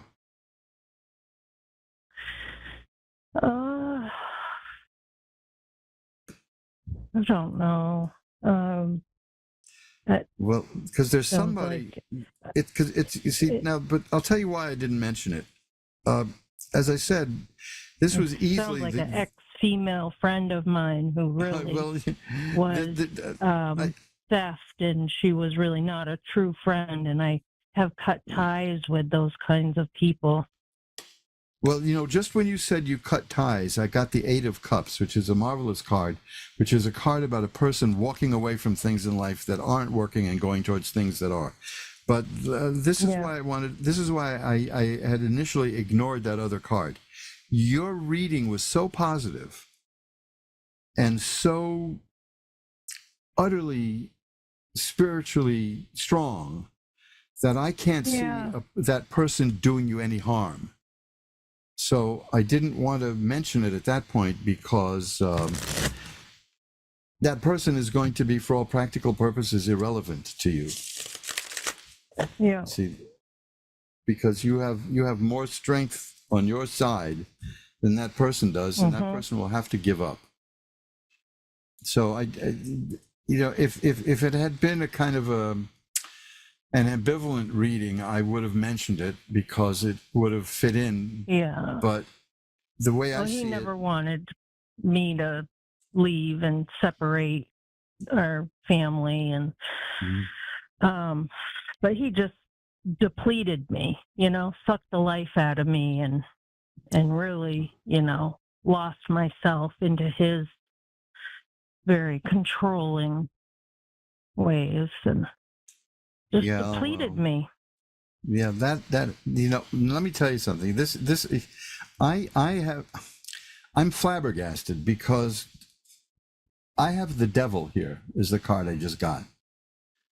The devil, it's not Satan in the classical sense. The devil card represents a very charismatic, even charming person who's controlling, who tries to chain you to him. There are two people in the card here, and in many other decks they have something similar. There are two people chained to a cement block out of which this devil arises. What you just described was that person, but you got away. You see, that's the important thing. That's something a lot of people can't do. You're going to be all right, is what I see. You have immense spiritual power, probably because you've had people working against you. It's like it's like isometric exercises where you work a muscle against another muscle. When people like that come into our lives, they strengthen us in a very perverse way. They are good for us, but they don't make us feel good. That's the paradox. Right. So I see you as coming into your own shortly. I don't do much in the way of timing, but I'm doing it now because there's such a preponderance of positive energy in the cards I got for you that it's got to be close by. Right. So yeah. keep that in mind. It's been a long unfair family court mess. And let me tell you, I know He's very angry. He never, he's very angry inside. I know you don't feel it exactly now, but you mentioned your age, and it's been decades since I was 41. So I mean, you've got plenty of wiggle room there. You'll be okay in that sense. So, great. That's far from elderly. So right, yeah. Just you've got wonderful stuff here. Here's the Six of Cups, which is the happiness of childhood returning, and here's the Lovers again, and the Empress again. And the Knight of Cups. You see, the Knight of Cups is again, that's the beginning of a new relationship, and it's kind of a tempestuous one, but it's there. See, I'm getting all the signs that somebody is coming your way. So yeah, and you can handle it. Exciting. Yeah. Now, keep in touch with me if you'd like. You can contact me through ask1radio.com. My website, you can there's a contact form at magic-works.com. That's magick-works.com. Reverend Elliot's Magical Window on the internet. You can search me. You'll find ways. I'm the easiest person to contact. You can drop me a line anytime you want to. I'd be more than happy to take a few cards for you. I'm not no charge. I'm not drumming up business here in that sense. But stay in touch. Where do you live in the United States?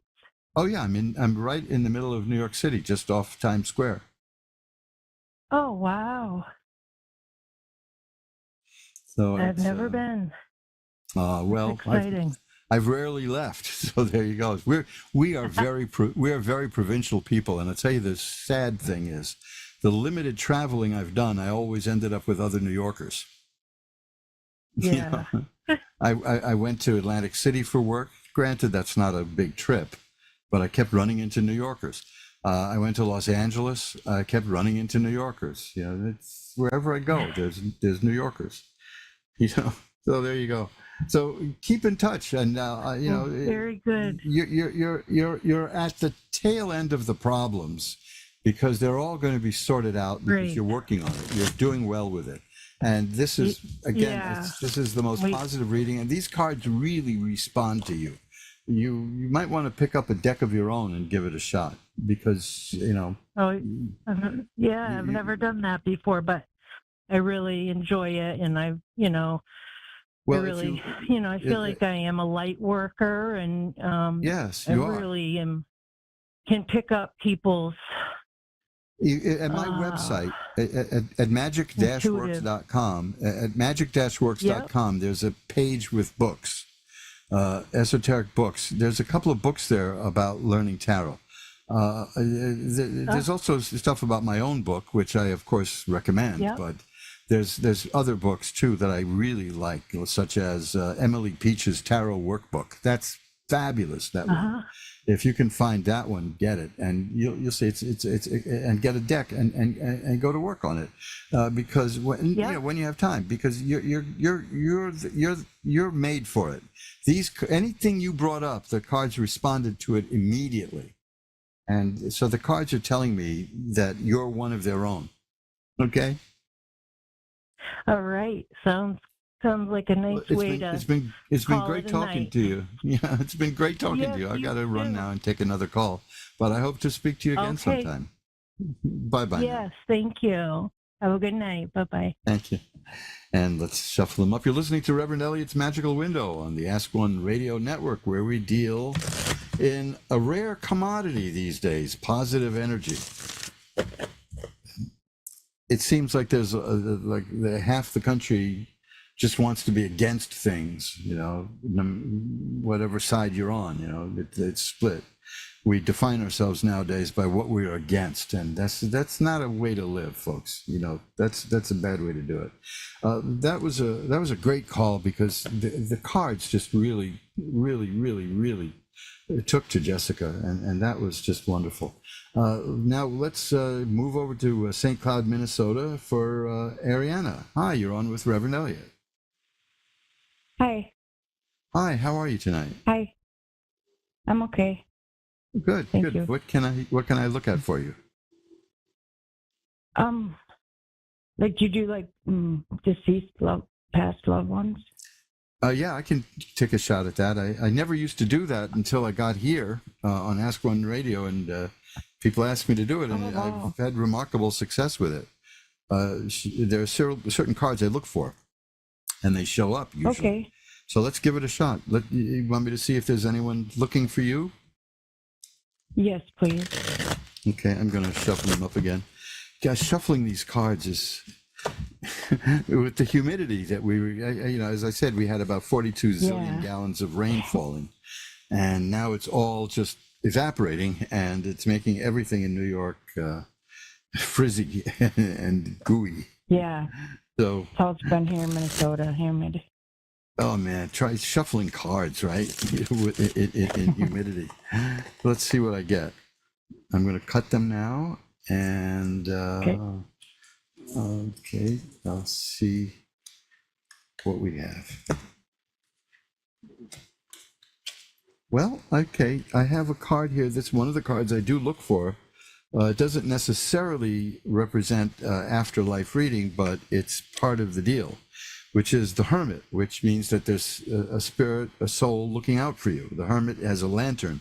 The Hermit watches. Now, a lot of people ascribe the virtue of prudence to the Hermit, but scholarly research into tarot shows that's because there's nothing else that does line up with prudence, so they gave it to that just to get it out of the way. But I take that as a sign that it's about somebody watching over you at the moment. So let me just shuffle them and get a little further down into this. Okay.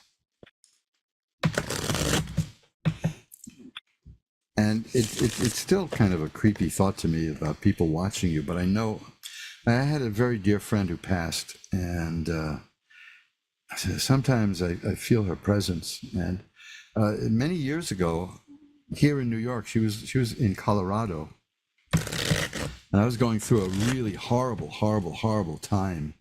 And the phone rang, and I answered the phone, and the first words out of her mouth were, "What's wrong?" She felt it there. Oh. We were always connected. So, and the funny thing is, the only book in that was an apartment I moved into, and the only book in that apartment when I moved in was a book about tarot. So I read it, and that got me started. That led to me here. The Lover's card is here. Is someone you were very close to? Is we're talking about? Yes. Yeah. The Star is here. The Star is a card about hope and what's the word I'm looking for here? I'm drawing a blank because I'm flabbergasted by the way the cards are going. These are all major cards, by the way. This happened earlier with somebody. All major cards. It's about hope and optimism. This is really something. This was an optimistic person, and I'm getting the sense that, well, the person is transitioning right now. The spirit is moving. That's the Six of Swords. If there's a message, it's now. This is the card I always get in these readings, which is it's a card of great sadness and sorrow. And that is that the person acknowledges the pain of passing, and the idea that it hurts, but this will be followed by something positive. It almost always is, because the message. It was my husband that passed. Oh, that's terrible. Yeah, see, this is the Ace of Cups is here. That's a card that says this was a very emotional person. Here's the Death card. That's one of the cards I look for about this. You mentioned your husband, and there it is. Yeah. The Chariot card is here. The Judgment card is here. That's a card with the judge with the Angel of Life.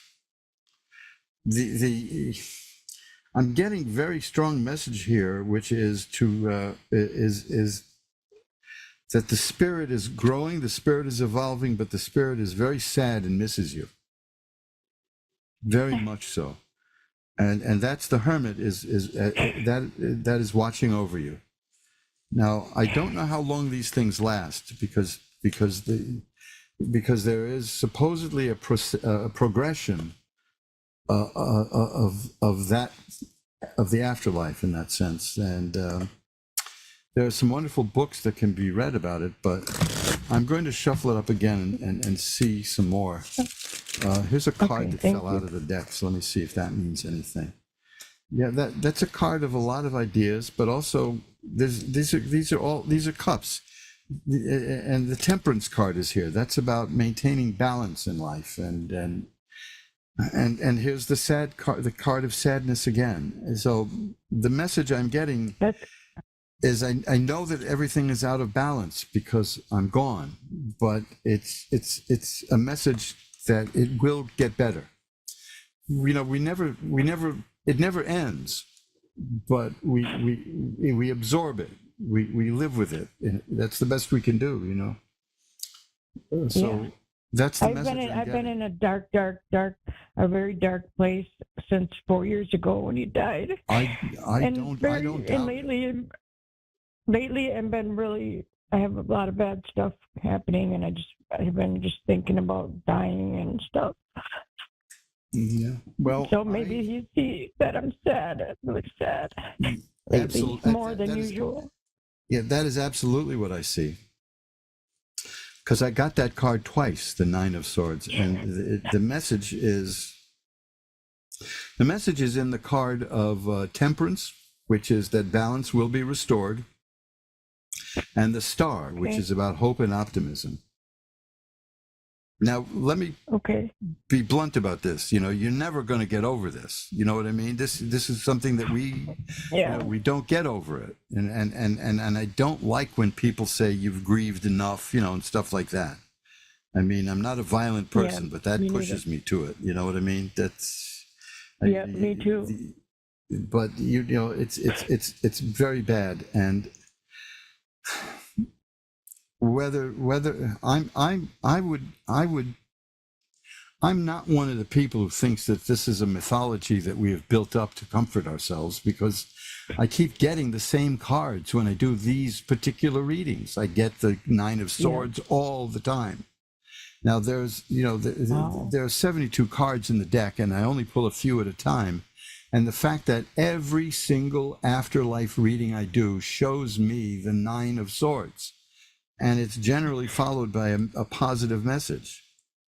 And like here, this is there. You know, there's the Nine of Swords. It's great sadness and sorrow. That's followed by the Temperance card, which is that balance will be restored. That doesn't mean happiness and joy is going to be abundant, but balance will be restored. You know what I mean? It's I mean, I talked about this before. I knew a guy who was happy about everything. I mean, if the worst thing in the world happened to him, he would say, well, it's a learning experience, you know, and then you just want to smack him, you know. So, you know, spare me your learning experience. I'd rather not go through this, you know, this, and I know how hard it is. I mean, you know, I'm living under a death sentence right now. I mean, I've been given under 50-50 chance of living for 4 more years. And it's, you know, well, but you know, the person I'm concerned about is my wife. You know what I mean? It's just not fair to her. I don't really care at this point because there's a pretty good chance I'll go a lot longer than that, but you know, that's what they're giving me at the moment. But I see it as a problem, as pain for her, and I don't want to be the cause of that pain, you know. So and she will be a pain. Oh yeah, I mean, it was very hard for her to get used to the whole diagnosis, but you know, I'm dealing with it. I'm up to my nose in doctors, you know, so I'm not. I'm not going gently into the night. Mine was sudden, so I went. Mine was a sudden death, and so I wouldn't know. Like maybe it's different. It might be harder knowing, like she knows, but I don't know what would be harder, what happened to me or what but she knows that you're sick, you know. Well, That's there's an hard. old idea that if we all got together in one place and we put all our troubles in one pile, everyone in the world, we'd be all happy just to take our own troubles back and be content with them, you know, because like I said, sorrow is inevitable. Well, I'm going to light a white candle after the show to send positive energy your way and your spirit's way, okay? And I've got to run. Thank you so much. But Okay. I will definitely, I'll definitely keep you in my prayers, okay? Thank you. I appreciate it. Thank you. Reach out to me anytime you need to. I'm very easy to find. Reverend Elliott's Magical Window, you can search, and I'm really easy to find, okay? Yep, I definitely will. Thank you. Bye-bye now. And let's go to Mary in Michigan. Well, I've got a few minutes left. Hi, Mary. You're on with Reverend Elliott. Hi, how are you? I'm doing well. How are you tonight? Very well. Good. Thank good. you. What can I look at for you? You know, I would love it if you would look at anything that you might be able to tell me about my daughters. I have 3 daughters, but it would be my youngest daughter. Okay. Let's see what I can pull out here.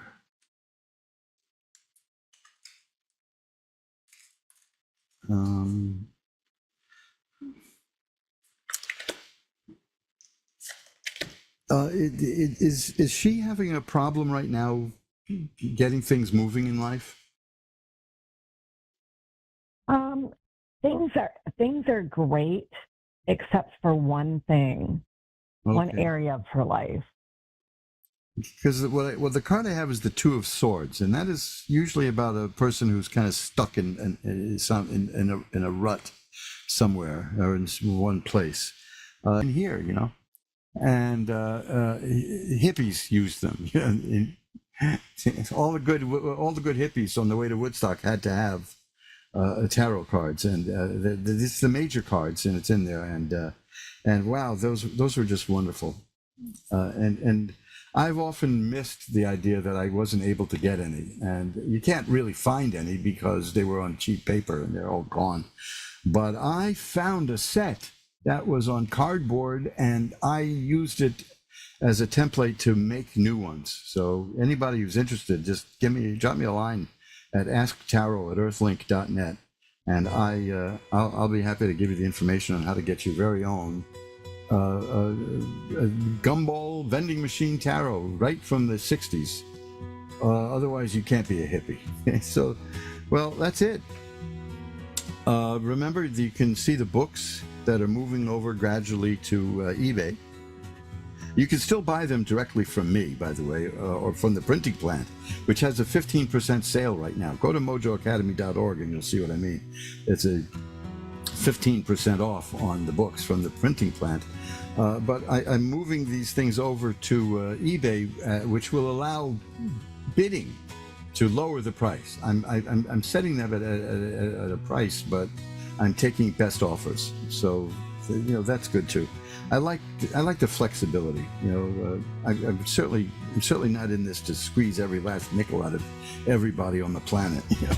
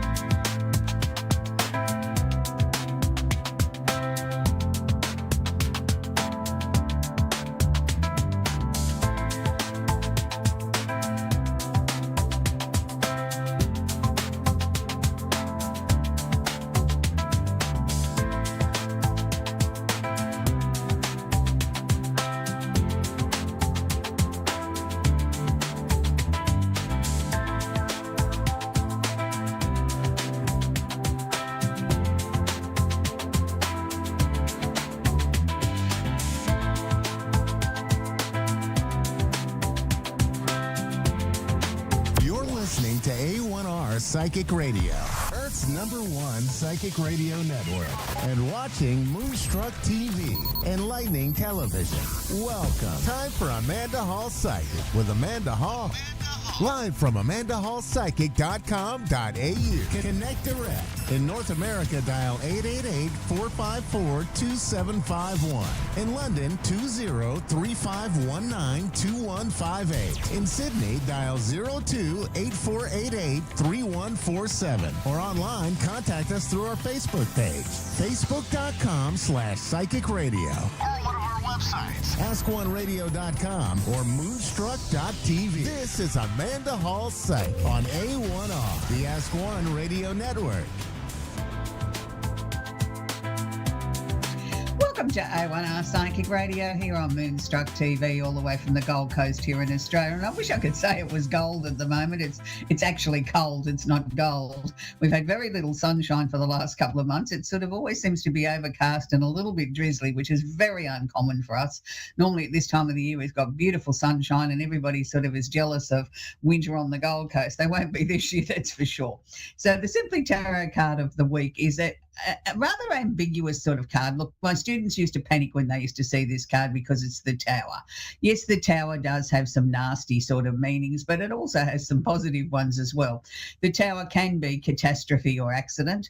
Look, how many times does a catastrophe or an accident happen in your life? Very minimal on a scale out of 1 to 100, and it's probably less than 1. So let's look at the secondary meaning, which is things happening very quickly at lightning pace. Now, that's more the way that I like to look at this card. That when I see this card, I think yippee doodle dandy, things are going to move, things are going to break up, things are changing. You know, this is the breakthrough that I've been waiting for. And that's how I like to look at the Tower card. I look at it as almost like the planet Uranus. You know, something's coming in, shaking things up very, very quickly. Be very careful what you wish for, because you might just get it here with the Tower, but it's moving things along. If you feel like you've been in a rut and this card comes out in a reading, this is the most positive card you could have in that situation, because it says it's moving things along. Things are changing, time for opportunities, time for change, time to look to sort of different ways of resolving issues in your life or different opportunities. You know, take that opportunity to sort of apply for a job that you don't think you're qualified for. You might just be surprised. You might just get it. You know, you may be the person they're looking for. So look at the Tower card in a very, very positive way. So we're moving on to the astrology section of the show. Happy birthday to all the Cancers, and happy birthday to our producer, who's 21 again. And I'm not going to share his age. And he says he's only 11. So that's great that, you know, he's got the mind and the creativity of 11-year-old, and he's not going to grow any older. And that's marvellous. I applaud him for that. So happy birthday to all the other Cancers around the world. It's a very important time. There's lots of Cancer birthdays happening at the moment. Lots and lots of famous people were born under this sign, and it's a really creative sort of sign. Don't underestimate the Cancer sign thinking they're soft and gentle and they're a pushover. They're certainly not that. Yes, they can be soft and gentle, but they're certainly not a pushover, because they are a crab, and crabs have hard shells. So, you know, you've got to remember sometimes they can be a bit hot-headed. They can be very determined.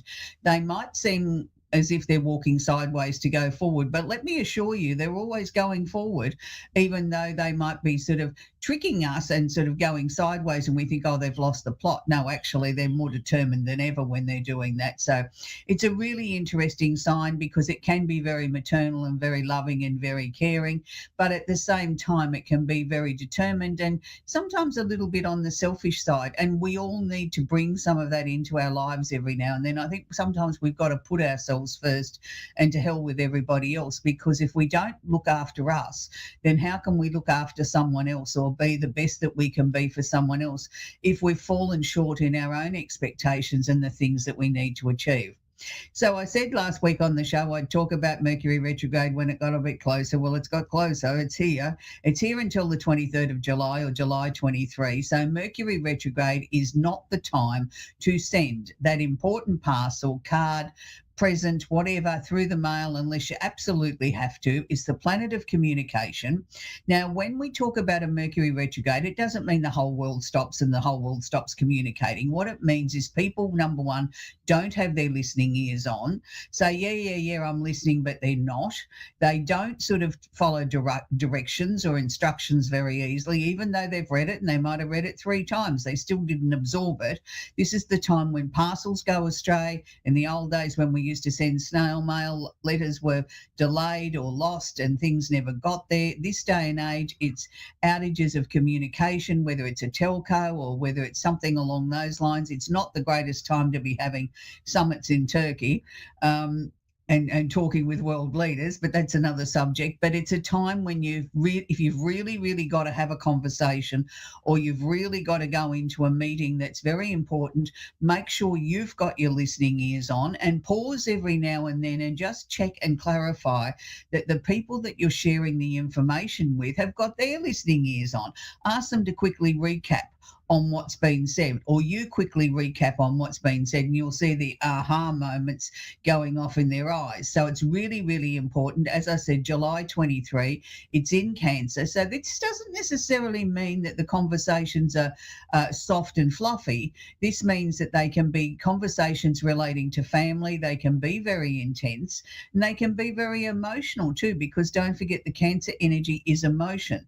So, the Cancer energy is something not to be sort of ignored, because it can be soft and fluffy and beautiful and loving and kind and maternal, but at the same time it can be incredibly strong and very hard hitting. So just make sure that your communication is very clear, and if you're sending something in the mail, or waiting on a parcel to be delivered, keep tracking it, keep on top of it, because this is when it can be delivered to the wrong place, or it doesn't get there on time, and the frustration just sort of builds. So July 23, Mercury goes direct again. We have this 3 times a year. It's not something new. It's something that we all should learn to adjust and work with. I actually find Mercury retrogrades are good, because it's a time when your thinking is a little bit less cluttered, and sometimes this is when you get the best breakthroughs of new plans, new opportunities, or new ideas that come through, because your mind isn't so cluttered with everything else. We have Jupiter's just gone into Gemini. Now, Jupiter in Gemini means that it's going to be there for 12 months. Now, it is affecting the air signs, which is Gemini, Libra, and Aquarius, but the opposite sign of Sagittarius. Now, what does Jupiter bring? Jupiter's the planet of expansion, opportunity, and luck. Now, that doesn't necessarily mean we're all going to win the lottery. That'd be lovely, but that's not going to happen. But it means that you can create lucky opportunities. You can create breakthroughs. You can create something out of nothing. And it means that it's your time to sort of shine. So make sure that you're working with the energy of Jupiter. If you want to bring in something new into your life, maybe you want to change your job or get a pay rise or whatever, I wouldn't talk to the boss till after July 23, no matter what your star sign is. And just sort of look at compiling what you want to achieve and sort of be really definite about it. Look, I believe in the power of positivity, and I do believe in the power of intent, that, if you really want something, you've got to sort of really believe that you deserve it and it's yours. And, just maybe you'll get your wishes granted. So Jupiter in Gemini for the next 12 months, and it will wash over the other signs, but it won't be as intense or as it is for the first 4 signs that I spoke about. Now, quite often on the show here, I talk about things that aren't necessarily planetary related. I talk about the Arabian parts, or things in a chart that make up, besides the planets that go into an astrology chart. And sometimes I talk about Chiron. Now, Chiron is not a planet, but it's known as the wounded healer. Now, Chiron has just changed energies and it's moved into Taurus. Now, this is really interesting, because he's going to spend a fairly lengthy time there, and he wants Tauruses to completely, sort of slowly, deliberately, and definitely make improvements to their lives, deal with any health issues that they might have, deal with any old emotions, whether they're from this current lifetime or past lifetimes. And I do believe in past lives, and I do believe in that we bring over from past lives some of the karmic lessons, or some of the hurts, the pains. The soul remembers that and hangs on to it. It's sort of like, and guards it for dear life, as if we know we can't let go of that pain that happened 4 lifetimes ago. I don't understand why, in as much as why would we want to carry that forward as like a prized possession. But when we carry it forward, it means that there's something there that has not been resolved. It's still we're still in pain from it. So we've got to go back and try and understand what it is. Now, for a lot of people, they say, I can't go back into a past life. And that's okay. I'm not asking you to go to a past life regressionist or anything like that. What I'm asking you for is something that's not resolved. So if you had a marriage breakup 20 years ago and you're still calling them a so-and-so, so-and-so, so-and-so, and still angry and still bringing up emotions there that aren't positive, then that's something that needs to be healed. Now, that could very well be a past life connection that maybe you've done this dance before 2, 3, 4 times. And this is why the pain is still so intense. And even after 20 years in this lifetime, you can't let go of it. You can't look them in the eye and say, I'm glad you're happy and I'm glad you're not in my life anymore, without it stirring up sort of some past emotions. So be very aware of those sort of things that might come up. There's things there that need to be healed. You've got an opportunity to get some better outcomes on the physical as well. If you've got some physical ailments, I'm not saying we can cure them all, but what I'm saying is we can find some breakthroughs and some answers. And that's really important. So that's predominantly affecting Tauruses. It's not necessarily washing over the other signs. It's for Taurus and Taurus only. We have Neptune, the planet of illusion and delusion, is in Aries at the moment. So, Neptune feels quite comfortable here. He sort of says, well, I'll liven up the Aries a little bit, give them something to think about. They seem to think they know everything and they're always in a hurry. I'll give them a few curved balls to sort of slow them down a little bit and ask them to sort of look at, well, what does creativity mean to you? How are you going to work with it? What are you doing about it? Oh, it's all too hard. We'll look at it tomorrow. And then Neptune will come back and say, well, hang on, I'm here again. What are we going to do today? So it's a time to sort of maybe honour and slow down a little bit and lean into your creative side. And creative doesn't always mean you're a songwriter or a painter or an artist or something. You can create something out of nothing. Baking a cake is being creative, in my opinion. So just look at getting into that sort of softer side of your personality. We have Saturn conjunct or holding hands the moon, and the moon is conjunct or holding hands the part of fortune, also in Aries. Now, I don't often talk about the moon because it moves so quickly. Every 2.5 days, it's gone into another sign. But when I see a stellium, which means 3 planets together, or 3 planets and an Arabian part together, I feel it's something we need to talk about, because particularly with Saturn leading the charge, if you can imagine Saturn being the engine of the train and the moon and the part of fortune are just the carriages flip-flopping behind, Saturn is asking us to become so much more disciplined, is asking us to become aware of what's going on around us. Now, this is particularly affecting the fire signs, which is Aries, Leo, Sagittarius, and the opposite sign of Libra. So Saturn here is asking us to sort of be aware of the things that are going on around in our lives. Is there something that needs extra attention? Is there something that we need to be more disciplined about? Is there something there that we feel is holding us back or restricting us a little bit? For some people, it may just be that they're feeling a little bit more tired than usual. They haven't got that same get up and go. Well, that's the time to honour that. Saturn's asking you to slow down a little bit. Sometimes by stopping and smelling the coffee or the roses, we get more done, instead of pushing ourselves to a point that we make ourselves sick or we can't achieve what we're trying to achieve because we've got no fuel in the tank. So with Saturn here conjunct the moon, it's asking us to look at things that might be emotional. It's asking us to look at the things that trigger things in us, that make us upset.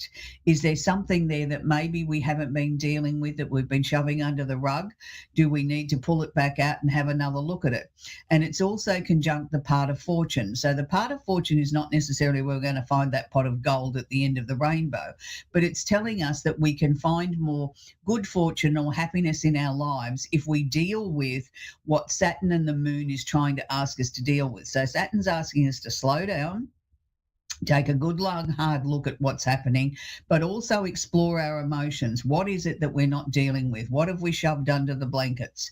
What have we sort of put away in the closet and said, we'll deal with that tomorrow? Bring it out, look at it, and look at that this is going to set us free. This is going to give us the opportunity to be able to break a lot of these barriers and move forward and say to ourselves, this is a time when we can sort of definitely move forward. It will wash over the other signs, but not quite to the same degree. So, if you're feeling a little bit restless at the moment, it's more likely to be Mercury retrograde than it is anything else. So just be aware of your communication, please. I can't emphasize that enough. Make sure you've got your listening ears on, but make sure if the conversation's important, the other person has their listening ears on too, because I can assure you they're distracted. They're not really listening. They tell you they are, and they're going, yeah, but they're only absorbing every 10th or 20th word. They're not really intently listening. So if it's a really important conversation, then make sure that you stop. If it's something that you can deal with after July 23, all the better. And the same for any contracts that you might need to sign or anything of a legal or a government situation. If you have to deal with something and you have to sign your name to something before July 23, my suggestion is print it out and read it out aloud. By reading it out aloud, quite often then we pick up a mistake or something that's not quite right. Many a house contractor's fallen over under a Mercury retrograde because somebody's put in the wrong figures. So I can't stress that enough. If you've got to check your bank balance, whatever, make sure that you go through it with a fine-tooth comb. Anyway, we're going to take our first caller, which is Adrian in Stillwater in Oklahoma. Are you there, Adrian? Hello, Adrian. Well, it doesn't look like Adrian's there at the moment. We'll wait for Adrian to chime in. And from Stillwater in Oklahoma, that sounds really nice, doesn't it? Stillwater in Oklahoma sounds like a place I'd like to visit.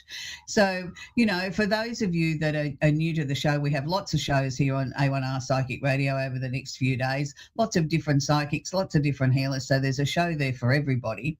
So it's about... Here on the show, we get a very limited time to work with the people that phone into the show. So we can only do what we can do in a couple of minutes. It's not a full-blown reading. It's a little taste. It's a little sample of what we do.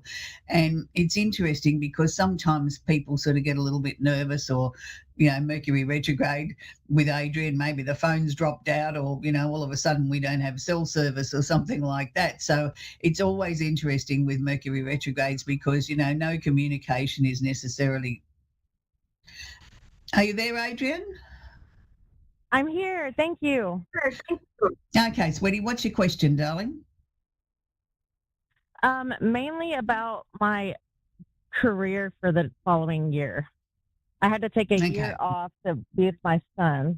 I'm just wondering, mainly about what next year looks like for me. Being with your son was obviously very important. Otherwise, you wouldn't have taken that year off. So with you having taken the year off, are you returning back to the current job? I felt there was something new. Are you going back to the same thing? This would have been my 13th year, and I plan on going back to what I was doing. Yes, but but could they put you in another role when you go back there? Do you think? Oh yeah, oh yeah. Yeah, because to me it wasn't returning to the actual role that you're in. I should have been a little bit clearer. I wasn't saying you weren't returning to the same job, the same company, but I saw them putting you into a different role. And at first it sort of feels a little bit prickly. And it's like, I don't know whether I really like this. And I want to suggest to you that give it 3 months, because I actually think the role itself will grow on you. It's just sort of like when you first got there and things aren't as you expected them to be, it's sort of like, well, I'm not sure this is what I want.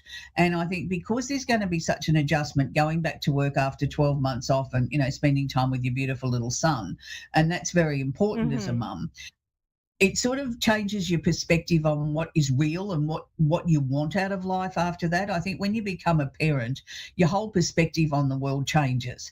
And so it should, because you've got a little person that you're taking care of and moulding and helping them grow and, grow up into a beautiful human being. So, of course, things change. But the company themselves, in the time that you've been away, it's almost like there's been a shift in the energy of what they believe in or what's their company motto, even though it's not written in stone. You walk in there and you feel it, as if, something here doesn't feel right. Something has shifted, and it's not just because I've been away for 12 months. It's like it's got a different energy about it. I don't want you to be alarmed by that. I mean, yes, of course, things have changed in the time that you've been gone, but I think you're looking at things in a much more sensitive way, and that's not a bad thing. So it's sort of like, keep to yourself, but sort of absorb the energy, have a good look around at what's going on. But I do think you will resettle back into a role there. And as I said, it could take 3 months. They put you into a different position, and that's good, but I think it's going to stretch you a little bit, and I think it's good for you that you're going to be stretched like that. Okay. I don't see you leaving that company and going somewhere else. I just see you in a different position. Okay, awesome. Well, Yeah, I appreciate and it so you much. may be Thank you. Yeah, but I was just before you go, sweetie, there may be a little bit more flexibility that's going to be offered to you with this other role as well, that sort of fits in with the work-home balance a little bit better, which is good too. Awesome. That is great news.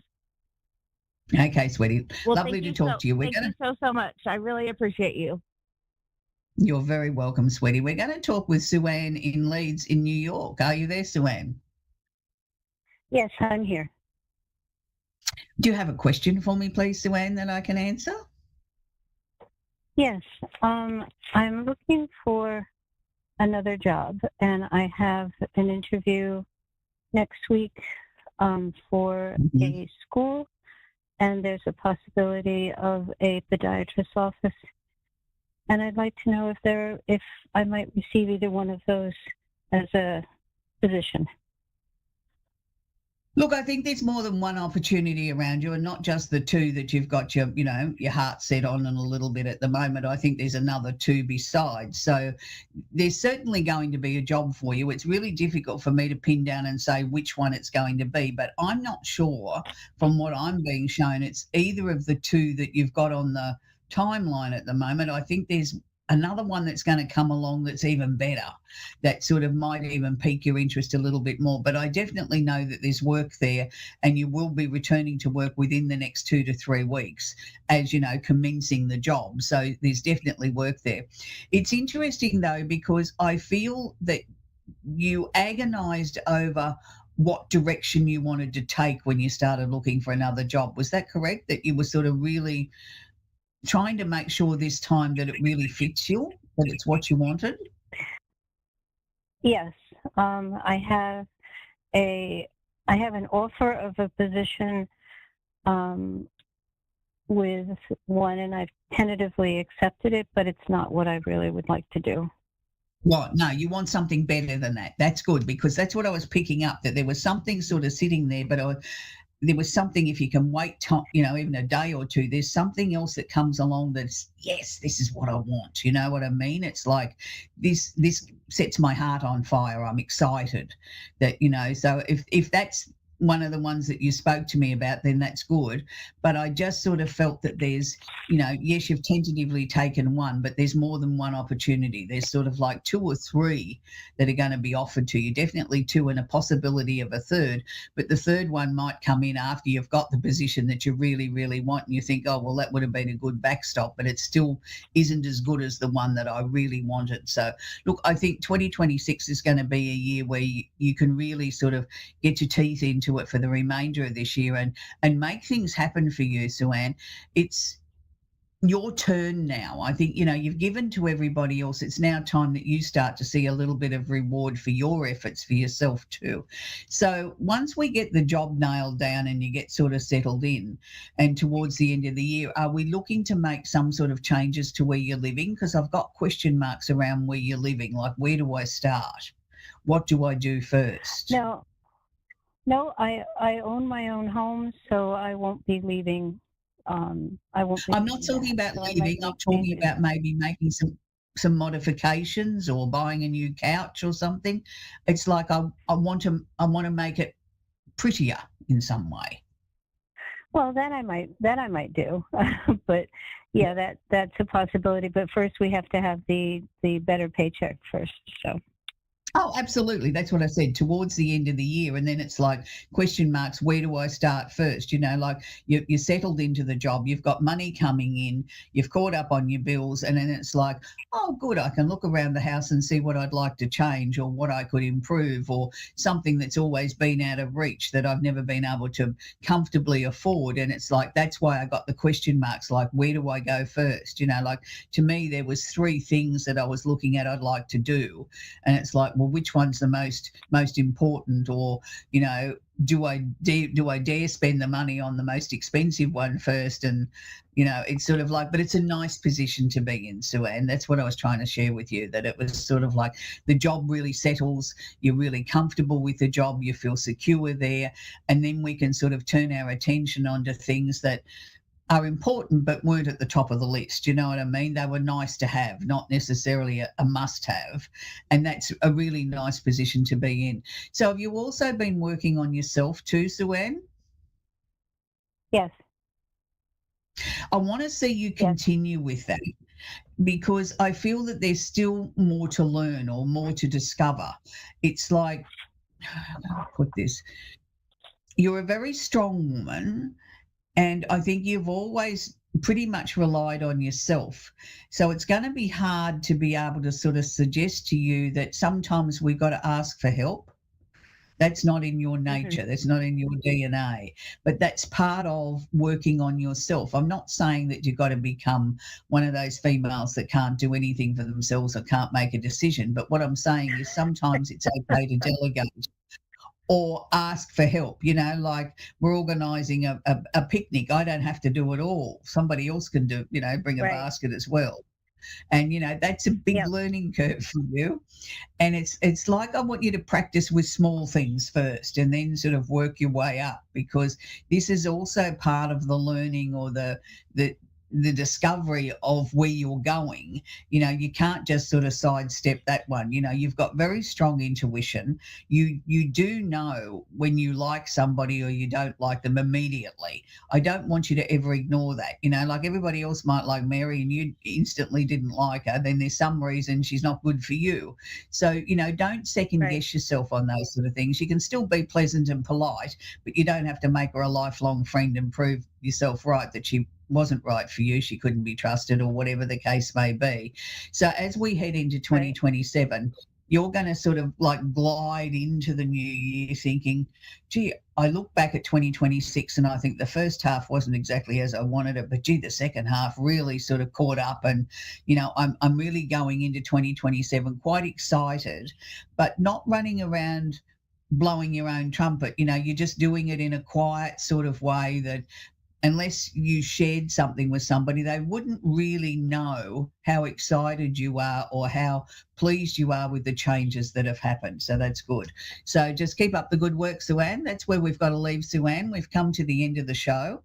If you're a regular viewer, you'll know that each week I feature a song, and it usually relates to somebody that we've been speaking with. This week's different because I was little bit selfish here. Here in Australia, we've got what's known as the State of Origin, which is a football match. It's not quite as big as your big match over there, because we have a grand final too, but it's not as big as the football over there. But this is a big deal here in Australia because it pits state against state, and the rules are it's where you play your first game of rugby league. Disregarding which state you were born in, it's where you first play your first game. Now, for those of us that don't play, it's the Super Bowl. That's what I was trying to think of, the NFL. And ours is, we have a grand final later in the year in September, but this is our lead up to that, if you want to look at it that way. So if you don't play football, then it's the state that you were born in, or the state that you first watched or barracked for your team. So for me, even though I'm in Queensland, I was born in New South Wales, so I'm a New South Wales supporter, Blues through and through all the way. In our household, when my children were alive, it was a divided camp because one was born in each state.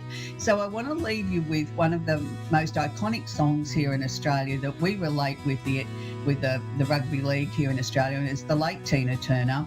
And the song is "What You See Is What You Get." And she made it very, very popular. She changed the way that we looked at football in this country. Women and children started going, and it became a big family event. So we always think of Tina Turner at this time of the year, and what you see is what you get. So until next week, enjoy the State of Origin, and yes, you can stream it overseas. It's a good, hard-hitting game. You know, we don't pull any punches here. The boys like to have a bit of a dust up every now and then and have a bit of argy-bargy and push and shove. So go the Blues until next week. Bye for now.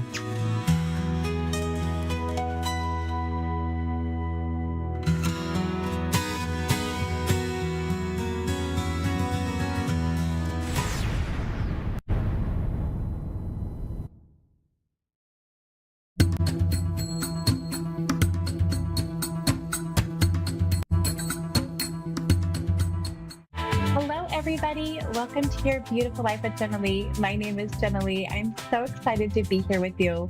If you're new to this channel or if you've been following me for a while, I have been a spiritual hypnotherapist for 12 years now. I'm a natural chiropractor. I've been able to do readings for quite some time and all the woo stuff you could ever possibly think of. So over the last almost 11 years of doing this show, I have absolutely loved being able to read people and to teach. And I think I'm just starting to show my light a little bit better with